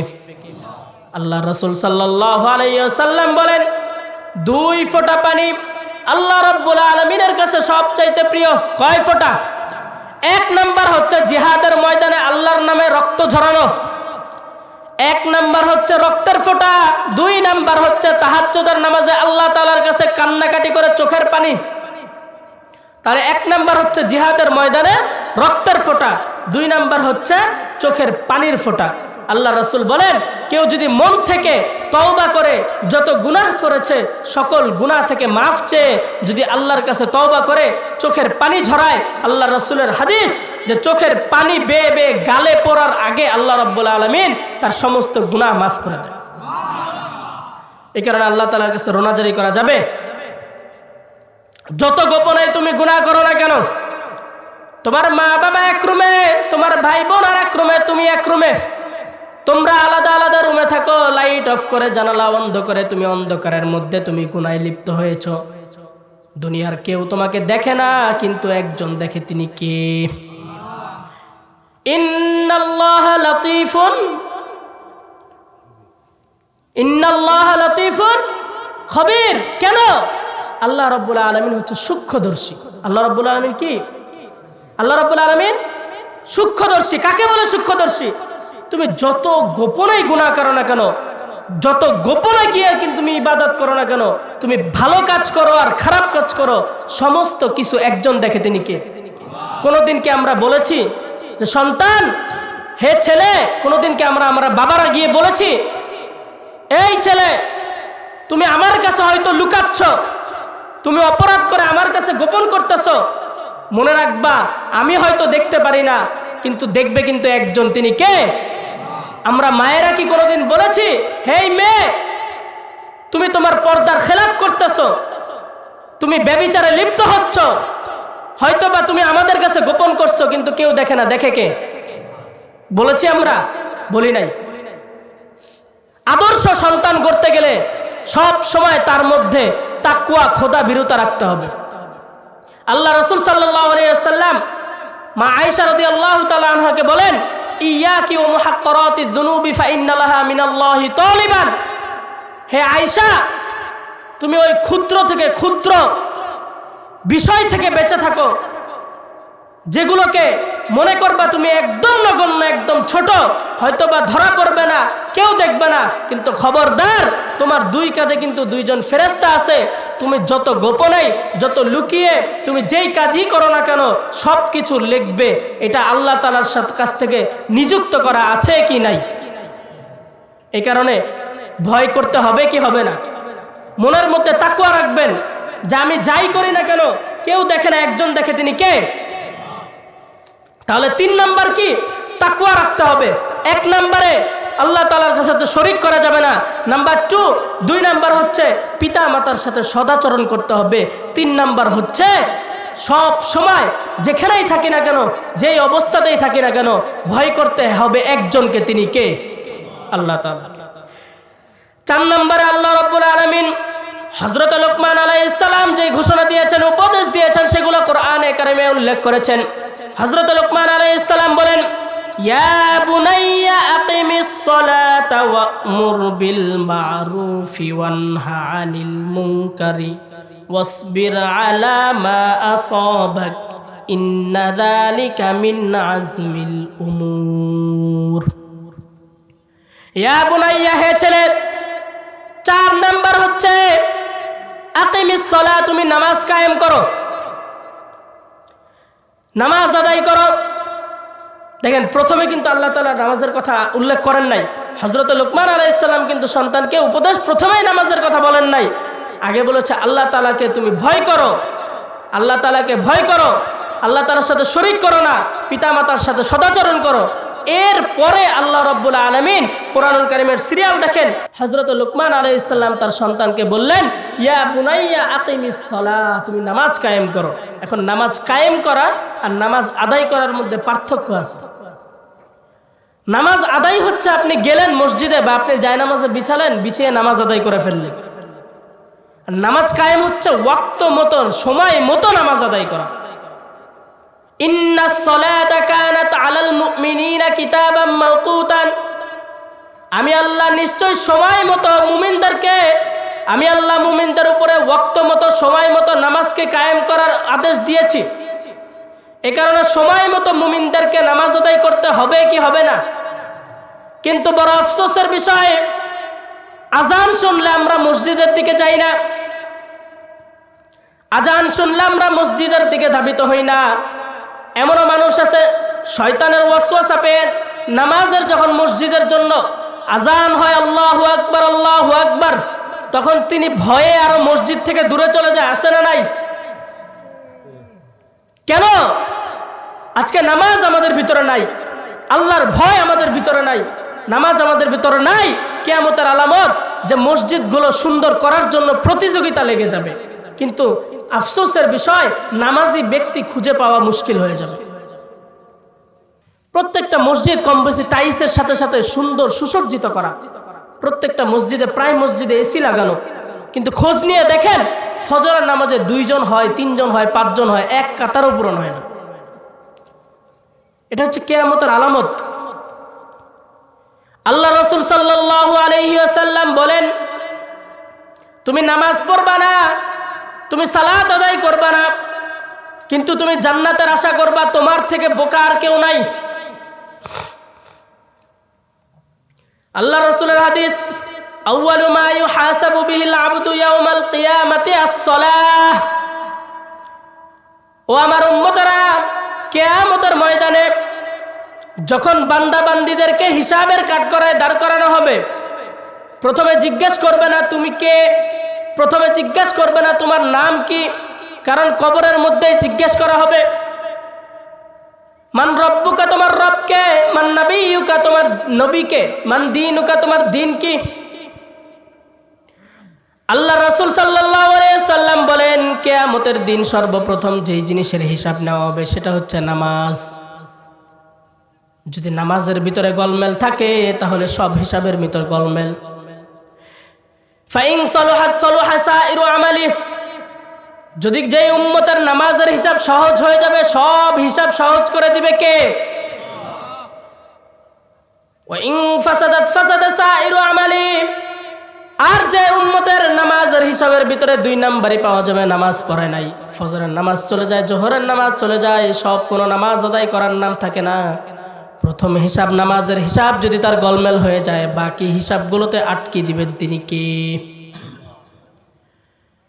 এই কারণে নামাজের হিসাবটা ঠিক রাখতে হবে। যদি নামাজ না ঠিক থাকে তাহলে দুনিয়ার কোনো কিছু ঠিক থাকবে না। নামাজ এত গুরুত্ব দিয়েছেন, এত গুরুত্ব দিয়েছেন, আল্লাহ রাসূল বলেছেন যদি ছোট শিশু আর নারী যদি কোনো ঘরে না থাকতো তাহলে ওই ঘর আমি আগুন দিয়ে জ্বালিয়ে দিতাম যেই ঘরের মানুষ নামাজ আদায় করা। কত বড় কথা, কত বড় কথা। কিন্তু আজকে আমাদের ভিতরে সালাত নাই, আজকে আমরা নামাজ পড়ি না বিধায় আমরা গুনাহে লিপ্ত হই, আজকে আমাদের ভিতরে তাকওয়া নাই, আজকে আমাদের ভিতরে 5 ওয়াক্ত সালাতের আল্লাহ তাআলার যে শুকর গুজার, এই শুকরিয়া আদায়ের জন্য নামাজের ভিতরে আমাদের মসজিদে ধাবিত হই না বিধায় আজকে আমাদের ভিতরে জিনা ব্যভিচারে ভরপুর। আজকে আমরা ঘুষ খাওয়ার সময় একটাবার দ্বিতীয়বার চিন্তা করি না, সুদ খাওয়ার সময় দ্বিতীয়বার চিন্তা করি না, সমস্ত নষ্টামির ভিতরে আজকে আমরা লিপ্ত আছি, জড়িত আছি। একটা কারণ, সেটা হচ্ছে আমাদের ভিতরে নামাজ নাই। আল্লাহ রাব্বুল আলামিন বলেন, ইন্নাস সালাতা তানহা আনিল ফাহশাই ওয়াল মুনকার, নিশ্চয় নামাজ হচ্ছে সমস্ত ফাহিশাত, খারাপিয়াত, গুনার কাছ থেকে বেঁচে থাকার একমাত্র হাতিয়ার। এ কারণে গুনাহ থেকে যদি বাঁচতে চাই নামাজ থেকে ধরতে হবে কি হবে না? গুনাহ থেকে যদি বাঁচতে চাই আমরা নামাজ পড়তে পারবো কি পারবো না? নামাজ আদায় করব? আমাদের জীবনে 5 ওয়াক্ত নামাজ আজ থেকে আমরা সবাই নিয়ত করব, এই আজকে মাহফিল থেকে চলে গিয়ে ঘুমাবো আর কালকে 10টার সময় উঠবো এমন না। আগামীকাল থেকে আমাদের মনের ভিতরে দৃঢ় নিয়ত করতে হবে যে ইনশাআল্লাহ আগামীকাল থেকে আমরা 5 ওয়াক্ত নামাজ জামাতের সাথে আদায় করব। পারবো তো ইনশাআল্লাহ? পারবো তো ইনশাআল্লাহ? পারবো তো? তাহলে 1 নম্বরে গেল কি, আল্লাহর সাথে শিরিক করা যাবে না। কি করা যাবে না? আল্লাহ রাব্বুল আলামিন প্রত্যেকটা বান্দাকে শুধু অজুহাত খুঁজে কিভাবে মাফ করবে, কিভাবে মাফ করবে। আল্লাহ রাব্বুল আলামিন বলেন, বান্দা তুমি যদি জমিন থেকে আসমান পর্যন্ত গুনাহ করো, অতঃপর যদি তোমার দিলের ভিতরে অনুতপ্ত আসে যে আল্লাহ এতদিন যা করেছি ভুল করেছি আমাকে মাফ করে দাও, ভবিষ্যতে আর কোনোদিন করব না, আল্লাহ বলেন আমি ওই বান্দাকে এমনভাবে মাফ করি যে মনে হয় সভ্য মাত্র সে দুনিয়াতে জন্ম নিল। যিনি মাত্র দুনিয়াতে জন্ম নিয়েছে তার কোনো গুনাহ আছে? এই কারণে তওবা করতে হবে তো, 5 ওয়াক্ত নামাজের নিয়ত করতে হবে তো ইনশাআল্লাহ। হযরত লোকমান আলাইহিস সালাম বলেন, ইয়া বুনাইয়া কিমিস সালাহ, নামাজ কায়েম করো, ওয়া'মুর বিল মা'রুফ ওয়ানহা আনিল মুনকার, ও সন্তান তুমি সৎ কাজের আদেশ দাও, অসৎ কাজ থেকে নিষেধ করো। মানুষকে তুমি একাই নামাজ পড়বা, কি সিরিয়াল? নামাজ আদায় করার কথা বলেছেন, মনের ভিতরে ভয় আনার কথা বলছে, এরপরে বলেছেন ছেলে তুমি একাই ভালো কাজ করবা, তুমি একাই নামাজ আদায় করবা, তোমার বন্ধু বান্ধব তারা ভালো কাজ করবে না, এমনটা যেন না হয়। তুমি নিজেও ভালো কাজ করো, অপরকেও ভালো কাজের কথা বলো। এই কারণে বর্তমান সময়ে আজকে আমরা পিতা মাতারা বলি, বাবা তুমি যদি রাস্তার সাইড দিয়ে হেঁটে যাও, যদি পাশে কাউকে অন্যায় করতে দেখো, খবরদার তুমি কিন্তু নিষেধ করতে যাবা না, তোমার গ্যামজামে জড়ানোর দরকার নাই, খবরদার তুমি কিন্তু না কোনো কিছুতে জড়ায়ও না, আমরা বলি। কিন্তু এটা আল্লাহ রাব্বুল আলামিন বিভিন্ন জায়গায় বলে দিয়েছে, সৎ কাজের আদেশ করতে হবে, অসৎ কাজ থেকে নিষেধ করতে হবে। কিন্তু বর্তমানে আফসোসের বিষয়, অনেক বছর যাবত আমরা দেখেছি এই কোরআনের মাহফিলে হক কথা বলার কারণে বক্তাদের উপরে নির্যাতন করা হয়েছে। আমরা অনেক মাহফিলগুলোতে দেখেছি সত্যি কথা কোরআনের কথা বলার কারণে পরের দিন তাকে জেলে নিয়ে যাওয়া হয়েছে। মাহফিলে বক্তা উঠার আগে পুলিশ এসে হাজির হয়ে থাকে। কোরআনের কথা বলতে গিয়ে জেল জুলুম আসবে, কোরআনের কথা যদি হক কথা বলতে যায় তখনই মানুষ খারাপ হয়ে যায়। সত্য কথা বলতে গেলেই আমরা বেজার। যদি ভালো কাজে নামাজের কথা বললে, আখিরাতের কথা বললে, কবরের কথা বললে, পিতামাতার সেবার কথা বললে হুজুর ভালো। যখন বলা হয় সুদ খাওয়া যাবে না, ঘুষ খাওয়া যাবে না, অন্যায় কাজ করা যাবে না, হারাম খাওয়া যাবে না, গরিবের টাকা লুটপাট করা যাবে না, গরিবের জমি আস্তে আস্তে আল কাটতে কাটতে নিজের জমি বড় করা যাবে না, গরিবের হক মেরে নিজের বাড়িকে 2 তলা থেকে 10 তলা করা যাবে না, তখনই হয়ে যায় হুজুর খারাপ। যেই কোরআনে নামাজের কথা বলা হয়েছে ওই কোরআনে সুদ থেকে বিরত থাকার কথা বলা হয়েছে কিনা? আল্লাহ রাব্বুল আলামিন বলেন, আহাল্লাল্লাহুল বাইআ ওয়া হাররামার রিবা, ও বান্দারা তোমরা ব্যবসা করো, কারণ তোমাদের জন্য ব্যবসাকে করেছি হালাল আর সুদকে করেছি হারাম। কিন্তু বর্তমান সময়ে দেখা যায় সুদ খেতে খেতে পাহাড় পরিমাণ সম্পদের অট্টালিকা করা হয়ে যায়, এরপরও সুদ থেকে বিরত থাকা যায় না। কিন্তু আল্লাহ রাসূলের হাদিস, যারা সুদ খায় তাদের গুনার সর্বনিম্ন যে গুনাহ সেটা হচ্ছে নিজের মায়ের সাথে জিনায় লিপ্ত হওয়া। এটা আমার কথা? আমার কথা না কোরআনের কথা? আল্লাহ রাব্বুল আলামিন ভুলবশত হয়তোবা দুনিয়ার লোভে পড়ে সুদ খেয়ে ফেলছে, কিন্তু যারাই সুদ খায়, পুরা বাংলাদেশ না পুরা পৃথিবীর যারা সুদখোর আছে তাদের জন্য আমরা দোয়া করি আল্লাহ রাব্বুল আলামিন তাদেরকে হেদায়েত দিয়ে সঠিক পথে ফিরে আনুক। কারণ আমরা একা একা জান্নাতে যেতে চাই না, সবাইকে সাথে নিয়ে যেতে চাই। চাই কি চাই না?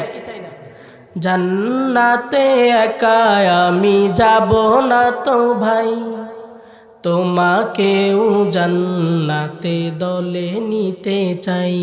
চাই কি চাই না? আমরা সবাইকে জান্নাতে দলে নিতে চাই, কারণ আমি যদি জান্নাতে যাই, অপর ভাইকে যদি না নেই, তাহলে আমার মনে হয় জান্নাতে একটু বেশি জায়গায় পাবো না। জান্নাত এত পরিমাণ বড়, পুরা পৃথিবীর সমস্ত মানুষ সবার শেষে যেই ব্যক্তিটা জাহান্নাম থেকে জান্নাতে প্রবেশ করবে, আল্লাহর রাসূলের হাদিস, সেই ব্যক্তির জান্নাতটা হবে দুনিয়ার 10 দুনিয়ার সমান। তাহলে বুঝেন সবার আগে যে যাবে তার জান্নাত কত বড়। এখানে জান্নাতে সবাই যদি যোগ দেয় তাহলে লস নাই, জায়গা কম পাবো এরকম না, সবাইকে জান্নাতে নিতে রাজি আছি তো ইনশাআল্লাহ। ওয়া'মুর বিল মা'রুফ ওয়ানহা আনিল মুনকার, সৎ কাজের আদেশ দাও, অসৎ কাজ থেকে নিষেধ করো। সৎ কাজের আদেশ দিতে হবে, অসৎ কাজ থেকে নিষেধ করতে হবে। এটা আমার কথা না আল্লাহর কথা? এটা আমার কথা না কোরআনের কথা? এ কারণে যারা যুবক ভাইয়েরা আছি, বিকালে খেলার মাঠে খেলা শেষ করে মসজিদে যখন আজান হয়ে যায়, কাউকে কিছু না বলে আমি একা একা মসজিদে রওনা হয়ে যাই নামাজ আদায় করার জন্য। এমনটা করবা না। যারা খেলা করি, যারা একসাথে সাথী ভাই আছি, যারা বন্ধু আছি, ভাই আছি, আমরা একজন মসজিদে যাওয়ার সময় অপর ভাই, অপর বন্ধুদেরকে সাথে নিয়ে যাব। আসুন আমরা একসাথে সালাত আদায় করি, একসাথে নামাজ আদায় করি। পারবো তো ইনশাআল্লাহ? খারাপ কাজ যদি কাউকে করতে দেখি, আল্লাহর রাসূল বলেছেন, যদি তোমার ক্ষমতা থাকে, যদি তোমার শক্তি থাকে, তাহলে তুমি সরাসরি কাউকে অন্যায় করতে দেখলে নিজের হাত দিয়ে প্রতিবাদ করো। যদি তোমার শক্তি হাত দিয়ে করার না থাকে, মুখ দিয়ে প্রতিবাদ করো। মুখ দিয়ে না থাকলে অন্তর দিয়ে ঘৃণা করো। শুধু অন্তর দিয়ে ঘৃণা করাটা এমন নয় যে অন্তরে ঘৃণা করলাম, না, অন্তর দিয়ে তুমি পরিকল্পনা করো কিভাবে তুমি সেই অন্যায়টা রুখতে পারবে, অন্যায়ের প্রতিবাদ করতে পারবে। কারণ মুসলমান হচ্ছে বীরের জাতি। ইসলাম বাংলার জমিনে যেখানেই অন্যায় হবে, অনাচার হবে, পাপাচার হবে, জুলুম হবে, যেই হোক না কেন, যত বড় ক্ষমতাসীন হোক না কেন, মুসলমান কাউকে কোনো ভয় না করে বুকের পাটা সিনা টান টান করে বীরের মতো সেই অন্যায়কে প্রতিবাদ করতে পারে কি পারে না? বাংলাদেশের যুবকরা দেখিয়ে দিয়েছে, বাংলাদেশের আমাদের জীবনে বাস্তব জীবন হচ্ছে ক্ষমতা সবার সারা জীবন থাকে না। ফেরাউনের ক্ষমতা ছিল, ফেরাউন নীল নদের ভিতরে ডুবে মরেছে। নমরুদের ক্ষমতা ছিল, নমরুদকে আল্লাহ ধ্বংস করে দিয়েছে। আবু জাহেলের ক্ষমতা ছিল, আবু জাহেলকে আল্লাহ ধ্বংস করে দিয়েছে। কারণ আল্লাহ রাসূলের হাদিস যে আদ-দুনিয়া সিজনুল মুমিনি ওয়া জান্নাতুল কাফির, দুনিয়া হচ্ছে যারা মুমিন তাদের জন্য হচ্ছে জেলখানা। কি খানা? জেলখানা, কষ্টের জায়গা। আর যারা বেঈমান, নমরুদের উত্তরসূরি, তাদের জন্য হবে জান্নাত। আদ-দুনিয়া সিজনুল মুমিনি ওয়া জান্নাতুল কাফির, কাফেরদের জন্য হবে জান্নাত, কাফেরদের জন্য হবে আরামদায়ক স্থান, আর মুমিনদের জন্য হবে কষ্টের জায়গা। ঠিক আছে তো ভাই? এই কারণে এই কথা চিন্তা করে ইন্নাল্লাহা মা'আস সাবিরিন, আল্লাহ ধৈর্যশীলদের সাথে আছেন। এ কারণে ধৈর্য ধরতে হবে কি হবে না? আমরা ধৈর্য ধরতে রাজি আছি তো? সৎ কাজের আদেশ দিবই আমরা, অসৎ কাজ থেকে নিষেধ করবই আমরা। মার খেতে হলে মার খাবো, অত্যাচার সহ্য করতে হলে সহ্য করব। এ কারণেই আল্লাহ তাআলা বলেছে, অত্যাচার সহ্য করবা, ধৈর্য ধরো, সুফল দেখাবে একজন, তিনি কে? আল্লাহ। এর পরবর্তীতে আল্লাহ রাব্বুল আলামিন বলেন, ইয়া বুনাইয়া আকিমিস সালাহ, 4 নম্বরে বললেন নামাজ আদায় করতে হবে। 6 নম্বরে সৎ কাজের আদেশ দিতে হবে, অসৎ কাজ থেকে নিষেধ করতে হবে। 7 নম্বরে ধৈর্য ধারণ করতে হবে। ওয়ালা তুসাইর খাত্তাকা লিন-নাস ওয়ালা তামশি ফিল আরদি মারহা, অহংকার করে সমাজের ভিতরে মানুষের সাথে খারাপ ভাষায় কথা বলা যাবে না, মুখ দিয়ে কাউকে আক্রমণ করা যাবে না, সবার সাথে নমরমভাবে মিষ্ট ভাষায় কথা বলতে হবে। পারবো তো ইনশাআল্লাহ? এরপর আল্লাহ রাব্বুল আলামিন হযরত লোকমানের মুখ দিয়ে বের করে দিলেন, কোরআনুল কারীমে উল্লেখ করেছেন, ওয়ালা তুসাইর খাত্তাকা লিন-নাস ওয়ালা তামশি ফিল আরদি মারহা, ওয়ালা তামশি ফিল আরদি মারহা, এটা হচ্ছে আপনার অহংকার করে তোমরা রাস্তায় চলাচল করো না। অহংকার করে রাস্তায় চলাচল করিও না। আল্লাহ রাব্বুল আলামিন বলেছেন, হামান, ফেরাউন, এদের থেকে তোমরা শিক্ষা নাও, এদেরকে আমি ধ্বংস করে দিয়েছি। যদি বর্তমান সময়ে কেউ অহংকার করে চলাচল করে, নিজেদেরকে বড় মনে করে, তাদের থেকে শিক্ষা নেওয়া উচিত যে অহংকার আজীবন থাকবে না, সম্পদ আজীবন থাকবে না, ক্ষমতা আজীবন থাকবে না, সব কিছু চুরমার হয়ে যাবে। আল্লাহ রাব্বুল আলামিনের ক্ষমতা একমাত্র কিয়ামত পর্যন্ত একমাত্র আল্লাহ রাব্বুল আলামিনের ক্ষমতা থাকবে। কারণ আমাদের দ্বারা অহংকারকে মানায় না। কি মানায় না? অহংকার মানায় না। কারণ আমরা এক ফোঁটা নাপাক পানি দিয়ে আমাদের তৈরি জন্ম।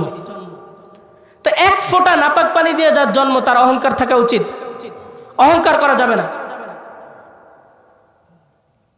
অহংকার যদি আমরা করি, যদি অহংকার করে পথচারণা করি, আল্লাহ রাসূল সাল্লাল্লাহু আলাইহি সাল্লাম বলেছেন, কেউ যদি অহংকার করে আল্লাহ রাব্বুল আলামিন তাকে জাহান্নামে নিক্ষেপ করবেন। আলা উখবিরুকুম বিআহলিন নার, জাহান্নামীদের বৈশিষ্ট্য কি তোমাদেরকে বলবো? আল্লাহ রাসূল সাহাবীদেরকে বলছেন। সাহাবীরা বললেন, জি বলেন। তো বলতেছেন, কুল্লু উতুল্লিন জাওয়াজিন মুস্তাকবিরিন, তারা কর্কশ স্বভাবের হবে, তাদের অহংকারী হবে, তারা প্রচুর নিজেদের ভিতরে নিজেদেরকে বড় মনে করে চলাচল করবে। এটা করা যাবে? জাহান্নামীদের আচরণ কি তাহলে ভাই? বুঝলাম অহংকারীরা হচ্ছে কি জান্নাতি না জাহান্নামী? জান্নাতি না জাহান্নামী? হাদিসে কুদসিতে আল্লাহ রাব্বুল আলামিন বলেছেন, অহংকার হচ্ছে আমার চাদর, যে আমার চাদর নিয়ে ঝগড়া করলো আমি তাকে জাহান্নামে নিক্ষেপ করব। এ কারণে অহংকার করা যাবে না। চলাচল করতে হবে এমন ভাবে যা আমি মিসকিন, আমি অসহায়, আমি গুনাহগার বান্দা, আমার দ্বারা অহংকার শোভা পায় না। হতে পারে আল্লাহ আমাকে কিছু সম্পদ দিয়ে পরীক্ষা করার জন্য।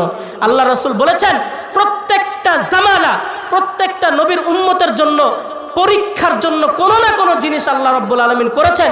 আর আমার উম্মতের জন্য পরীক্ষার জন্য হচ্ছে সম্পদ। এখানে সম্পদ হতে পারে আমাদের অনেক বেশি, কিন্তু সম্পদটা সঠিকভাবে আয় করে প্রতি বৎসর যাকাত আদায় করব, গরিবদের পাশে থাকব, মসজিদের আয় উন্নতি দেখব, হাফেজদের পিছনে মাদ্রাসার উন্নতি করব, ভালো কাজে ব্যয় করব, সন্তানকে হাফেজে কোরআন হিসাবে তৈয়ার করব। কেন? আল্লাহ রাসূল বলেছেন যে তিনটা জিনিস তোমার মৃত্যুর পরে তোমার কবরে যাবে, তার মধ্যে একটা হচ্ছে সৎ সন্তান, আদর্শবান সন্তান। যদি কোরআনের হাফেজ হিসাবে তৈয়ার করি, মাদ্রাসার ছাত্র হিসাবে আমরা তৈয়ার করি, তাহলে আমার মৃত্যুর পরে একজন হলেও তো আল্লাহর কাছে বলতে পারবেন, রব্বির হামহুমা কামা রব্বায়ানি সগীরা। আল্লাহর রাসূলের হাদিস, কোন সন্তান যদি অন্তর থেকে দুই চোখের পানি ফেলে আল্লাহ তাআলার কাছে পিতামাতার জন্য দোয়া করে, আল্লাহ বলেছেন ওই সন্তানের চোখের পানি গড়িয়ে নিচে পড়ার আগে আল্লাহ রাব্বুল আলামিন ওই সন্তানের দোয়া সরাসরি আল্লাহ কবুল করে নেন। তো যদি আমরা সুশিক্ষায় সন্তান না করি, তাহলে আমাদেরকে ওই বাহির থেকে হুজুরদেরকে ভাড়া করে দাওয়াত করে এনে দুই বেলা খাবার খাইয়ে, খাবার খাওয়ান ভালো কথা, দাওয়াত করেন এটাও ভালো কথা, কিন্তু নিজের সন্তান যদি দোয়া করে এটার মধ্যে কোনো সন্দেহ থাকবে? একজন হুজুর যদি আনেন, হুজুর যদি দোয়া করে, দোয়া কবুল হবে কিনা সন্দেহ আছে, কিন্তু সন্তান যদি দোয়া করে তাহলে এই দোয়া কবুল যে হবে, এর মধ্যে আল্লাহর আরশ এবং ওই সন্তানের দোয়ার মধ্যে কোনো পর্দা থাকে না, সরাসরি চলে যায় আল্লাহর আরশে। তাহলে আদর্শ সন্তান করতে রাজি আছি তো ইনশাল্লাহ? এ কারণে সম্পদ যদি পাই, সম্পদ, ক্ষমতা, এগুলোর দ্বারা অহংকার করব না।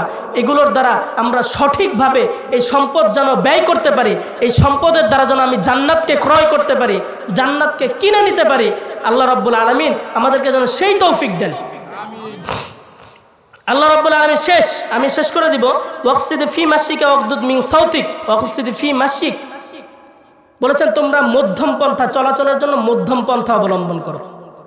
তোমরা মিডিয়াম ভাবে, এমন ভাবে চলাচল করো না যে তুমি অনেক বড় একজন মানুষ অহংকার নিয়ে, আবার এমন ভাবে চলাচল করো না যে তুমি একবারে নগণ্য। এমন ভাবে চলাচল করবা যে আল্লাহ তাআলার কাছে তুমি শুকরিয়া আদায় করবা। যেমন অবস্থাতে আল্লাহ রাখুক না কেন, আমি আল্লাহ তাআলার কাছে শুকরিয়া আদায় করি, আলহামদুলিল্লাহ আমার তো দুইটা হাত আছে, একজনের তো একটা হাতও নাই। আমার তো দুইটা চোখ আছে, একজনের তো চোখও নাই। আমার তো 2000 টাকা আছে, একজনের তো 1000ও নাই। আমার তো পা আছে, আমার একটা সাইকেল আছে, একজনের তো একটা পাই নাই, ও সাইকেল পাবে কোথা থেকে? এই কারণে নিজের থেকে বড় কাউকে দেখে শিখবো না, নিজের থেকে বড় কাউকে দেখে আফসোস করব না। নিজের থেকে নিচে কে আছে তাকে দেখে শিক্ষা অর্জন করব। যা আল্লাহ ওর থেকে তো আমাকে ভালো রাখছে, এ কারণে সর্বাবস্থায় মনে খুশি নিয়ে, কারণ আউয়ালু মান ইউদা, আল্লাহ রাব্বুল আলামিন যে বলছেন যে কিয়ামতের দিন জান্নাত তাদেরকে আহ্বান সর্বপ্রথম করবেন যারা সুখে দুঃখে সর্বাবস্থা আল্লাহর কাছে শুকরিয়া আদায় করবে, আল্লাহ তাআলার কাছে খুশি থাকবে, তাহলেই আল্লাহ রাব্বুল আলামিন কিয়ামতের দিন সর্বপ্রথম জান্নাত আমাদেরকে আহ্বান করবে। এ কারণে অহংকার নিয়ে, গাম্ভীর্য নিয়ে, ক্ষমতা নিয়ে চলাচল করা যাবে। মধ্যম পন্থা অবলম্বন করব। কি করব? মধ্যম পন্থা অবলম্বন করব। লোকমান আলাইহিস সালাম 10 নম্বরে যে উপদেশটা দিলেন যে ওয়াকসিদ ফি মাশিক ওয়াগদুদ মিন সাউতিক, যে তোমরা কর্কশ স্বভাবের হয়ো না, গরম কণ্ঠে কথা বলো না, উচ্চ আওয়াজে কথা বলো না। কারণ কি? উচ্চ আওয়াজে যদি কথা বলো, ইন্না আনকারুল আসওয়াতি লাসাউতুল হামির, এই উচ্চ আওয়াজটা হচ্ছে গাধার আওয়াজের সাথে তুলনা করেছে। কর্কশ স্বভাবটা হচ্ছে গাধার। গাধার আওয়াজ শুনেছেন কেউ? গাধার আওয়াজটা একদম বিচ্ছিরি আওয়াজ, একদম বিরক্তিকর আওয়াজ। এই আওয়াজের সাথে আল্লাহ তাআলা এটার সাথে এটা সমকক্ষ করেছে, সমতুল্য করেছে যে এমনভাবে তোমরা কর্কশ স্বভাবের হয়ে কথা বলো না। কারণ আলা উখবিরুকুম বিআহলিন নার, আল্লাহ রাসূল সাল্লাল্লাহু আলাইহি ওয়াসাল্লাম যে জান্নাতীদের কথা বলে জাহান্নামীদের কথা বলেছিলেন, এই জাহান্নামীদের মধ্যে একজন আছে জাওয়াজিন, যে কর্কশ স্বভাব। মানুষের সাথে কথা বলতে গেলে কিরে কি অবস্থা, কেমন আছো, এমনভাবে কথা বলবে যে তার কাছে মনে হয় তার কোনো মূল্যই নেই। না, আল্লাহ রাসূল সাল্লাল্লাহু আলাইহি ওয়াসাল্লামের কাছে কেউ যদি আসতেন, কথা বলতেন যে কেমন আছেন আপনি, তাহলে আল্লাহ রাসূল সাল্লাল্লাহু আলাইহি ওয়াসাল্লাম যদি এভাবে বসে থাকতেন, ঘুরে গিয়ে তার দিকে ফিরে নরম কণ্ঠে, সুন্দর স্বভাবে হয়ে, সুন্দরভাবে সুরলিত মধুর কণ্ঠ নিয়ে সুন্দরভাবে একদম কথা বলে এমনভাবে বলতেন যেন তার প্রতি তার কত দিনের সম্পর্ক। এমনি এমনি ইসলাম কায়েম হয় না, ইসলাম হচ্ছে শান্তির ধর্ম। এ কারণে ভাই আমরা মানুষের সাথে কথা বলতে গেলে এমনভাবে কথা বলবো যেন সেই মানুষটা আমার দ্বারা কষ্ট না পায়। প্রথমেই বলেছিলাম যে জিহ্বাকে ঠিক রাখতে হবে। জিহ্বা কিভাবে ঠিক রাখবো? সুন্দর মিষ্ট ভাষা নিয়ে মানুষের সাথে কথা বলবো। পারবো তো ইনশাআল্লাহ? পারবো তো ইনশাআল্লাহ? তাহলে 1 নম্বরে বলেছিলাম শিরক করা যাবে না। 2 নম্বরে মা বাবার সাথে সদাচরণ করতে হবে, খারাপ আচরণ করা যাবে না। 3 নম্বরে তাকওয়া রাখতে হবে অন্তরে, আল্লাহ ভীরু থাকতে হবে, সব সময় চিন্তা করতে হবে ইন্নাল্লাহা লাতীফুন খাবীর, যে আল্লাহ সূক্ষ্মদর্শী। যেখানেই থাকো না কেন, যাই করো না কেন, যে অবস্থাতেই থাকো না কেন, আল্লাহ রাব্বুল আলামিন সব কিছু নজরদারি করতেছে। এমনকি তোমার মুখ কিয়ামতের ময়দানে বন্ধ করে দেওয়া হবে, তোমার আঙ্গুল কথা বলবে, তোমার পা কথা বলবে, তোমার চোখ কথা বলবে, তোমার প্রত্যেকটা জায়গা, তোমার হাতের প্রত্যেকটা অংশ মুখ হয়ে যাবে কথা বলবে। তুমি হাতের দ্বারা মোবাইলে কি গুনাহ করেছো, চোখের দ্বারা কাকে দেখছো, চোখের জিনা কি গুনাহ করছো, এই সমস্ত কিছুর হিসাব একদিন আল্লাহ তাআলার কাছে দিতে হবে। এই কারণে তাকওয়া রাখতে হবে। এর পরবর্তীতে বলা হয়েছে কি ভাই? সালাত কায়েম করতে হবে, নামাজ আদায় করতে হবে। নামাজ পড়তে রাজি আছি তো ইনশাআল্লাহ? আমরা ওয়াদা করি আজ থেকে আমাদের মৃত্যু পর্যন্ত আর যাই হোক সমস্ত কাজকে না করে দিয়ে নামাজকে হ্যাঁ বলবো। পারবো তো ইনশাআল্লাহ? কারণ নামাজ আদায় করতে হবে। এরপরে সৎ কাজের আদেশ দিতে হবে, অসৎ কাজ থেকে নিষেধ করতে হবে। যদি আমার মুমিন, আল মুমিনু মিরআতুল মুমিন, এক মুমিন হচ্ছে অপর মুমিনের আয়না স্বরূপ। একজন মুমিন যেন আরেক মুমিনকে তার মধ্যে দেখতে পায়। আল মুমিনু আখুল মুমিন, আল মুসলিমু আখুল মুসলিম, এক মুমিন আরেক মুমিনের ভাই, এক মুসলমান আরেক মুসলমানের ভাই। এ কারণে এগুলো চিন্তা করে যদি আমি তাকে মহাব্বত করি, আমি যদি তাকে ভালোবাসি, তাহলে তাকে জান্নাতের দিকে আমাদেরকে নিয়ে যেতে হবে। হবে না ভাই? ভালোবাসার মানুষকে সবসময় সাথে রাখতে হয়। তাহলে আমার আপন ভাই জাহান্নামে যাবে, আমার আপন ভাই নামাজ পড়বে না, আমার আপন ভাই সুদ খাবে, আমার আপন ভাই ঘুষ খাবে, আর আমি বসে বসে দেখব। এটা তো একজন মুমিনের পরিচয় হতে পারে না ভাই। কারণে আমি যেটা করব, আমি নামাজ পড়তে গেলে আমার ভাইকেও সাথে নিয়ে যাব। পারবো তো ইনশাল্লাহ? আমার ভাইকে হারাম কাজে লিপ্ত হতে দেখলে আমার ভাইকে আমি নিষেধ করব। হয়তোবা তার সাথে আমার সম্পর্কটা একটু মনোমালিন্য হতে পারে, হয়তোবা আমার উপরে জুলুম আসতে পারে, অত্যাচার আসতে পারে, জেলও খাটতে হতে পারে। এগুলোতে ভয় করা যাবে? যাবে? এগুলোতে ভয় করা যাবে না। কারণ আল্লাহ বলেছেন যে সৎ কাজের আদেশ দাও, অসৎ কাজের নিষেধ করো। এগুলোতে ভয় না করে আল্লাহ রাব্বুল আলামিন পরবর্তীতেই বলেছেন যে ধৈর্য ধারণ করো, ধৈর্য ধারণ করো, সবর করো। কেননা আল্লাহ রাব্বুল আলামিন ধৈর্যশালীদের সাথে আছে। কার সাথে আছে? যারা ধৈর্য ধারণ করে, বিপদে ধৈর্য ধারণ করে, তাদের সাথেই আল্লাহ রাব্বুল আলামিন আছেন। বুঝতে পেরেছেন ভাই?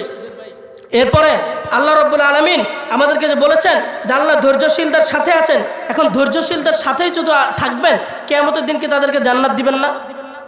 দিবেন। আল্লাহ যাদের সাথে আছে তার আর কোনো ভয় আছে? বর্তমান বাংলাদেশের প্রধানমন্ত্রী এখনো অন্তর্বর্তীকালীন আছে, যদি প্রধানমন্ত্রী সামনে হয়, ভবিষ্যতে হবে তো ইনশাল্লাহ, প্রধানমন্ত্রী হওয়ার পর যদি প্রধানমন্ত্রী কাঁধে হাত দিয়ে বলে যে তোমার কোনো টেনশন নাই, এই অমুকের সাথে আমি আছি, বাংলাদেশে ওর আর কোনো ভয় আছে? মামলার ভয় আছে? ভয় থাকবে না তো? ভয় থাকবে?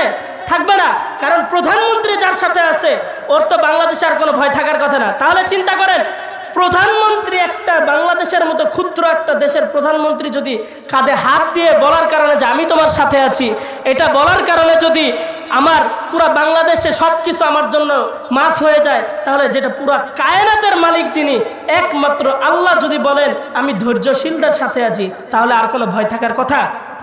কথা বলে না, আর কোনো ভয় থাকার কথা?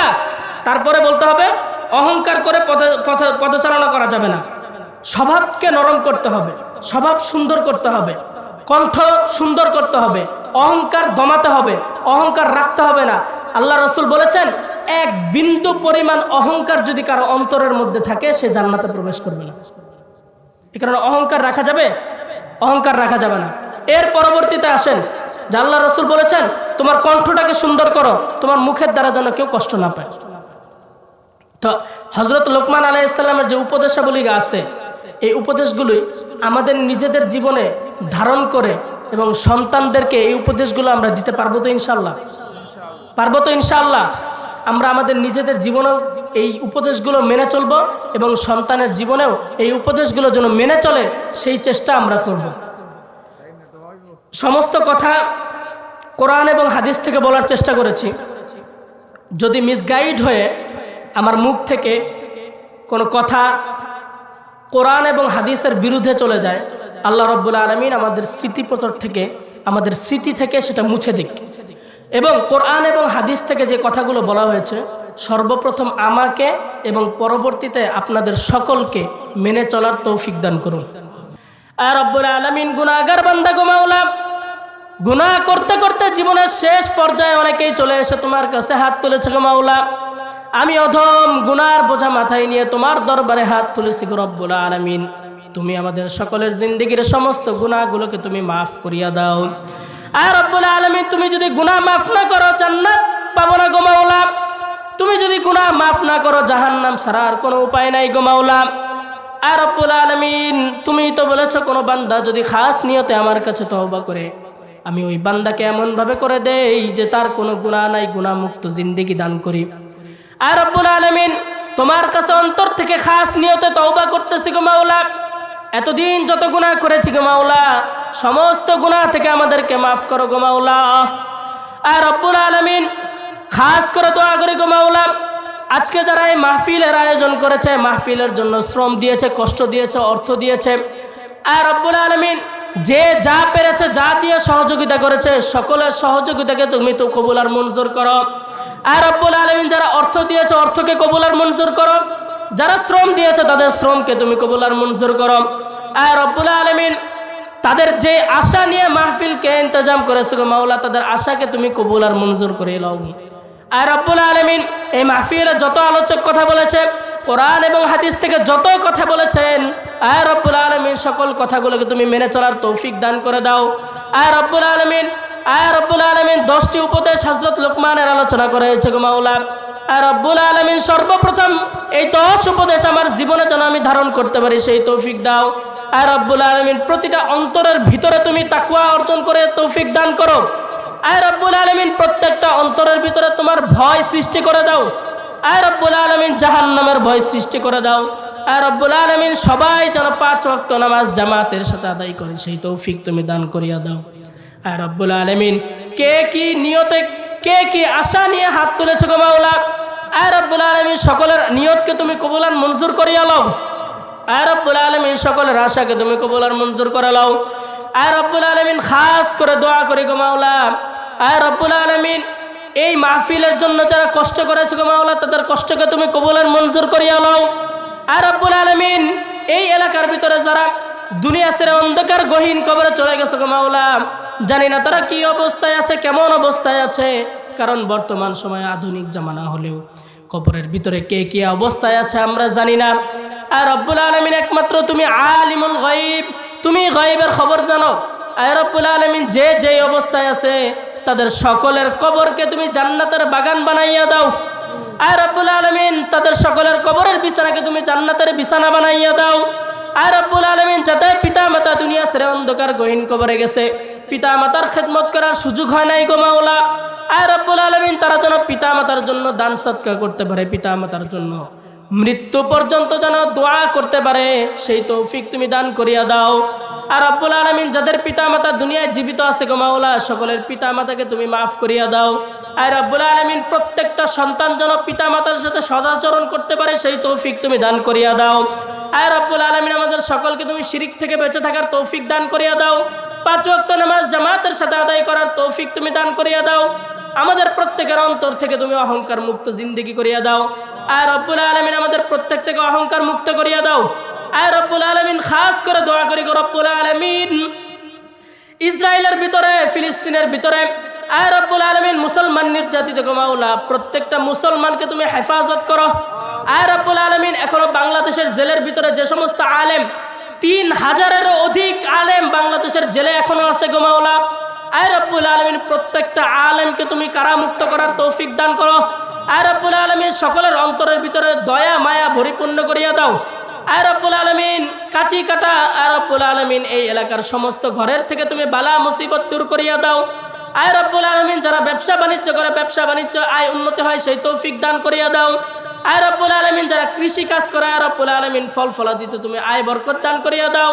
আর রব্বুল আলামিন সমস্ত ঘর থেকে তুমি বালা মুসিবতকে দূর করিয়া দাও।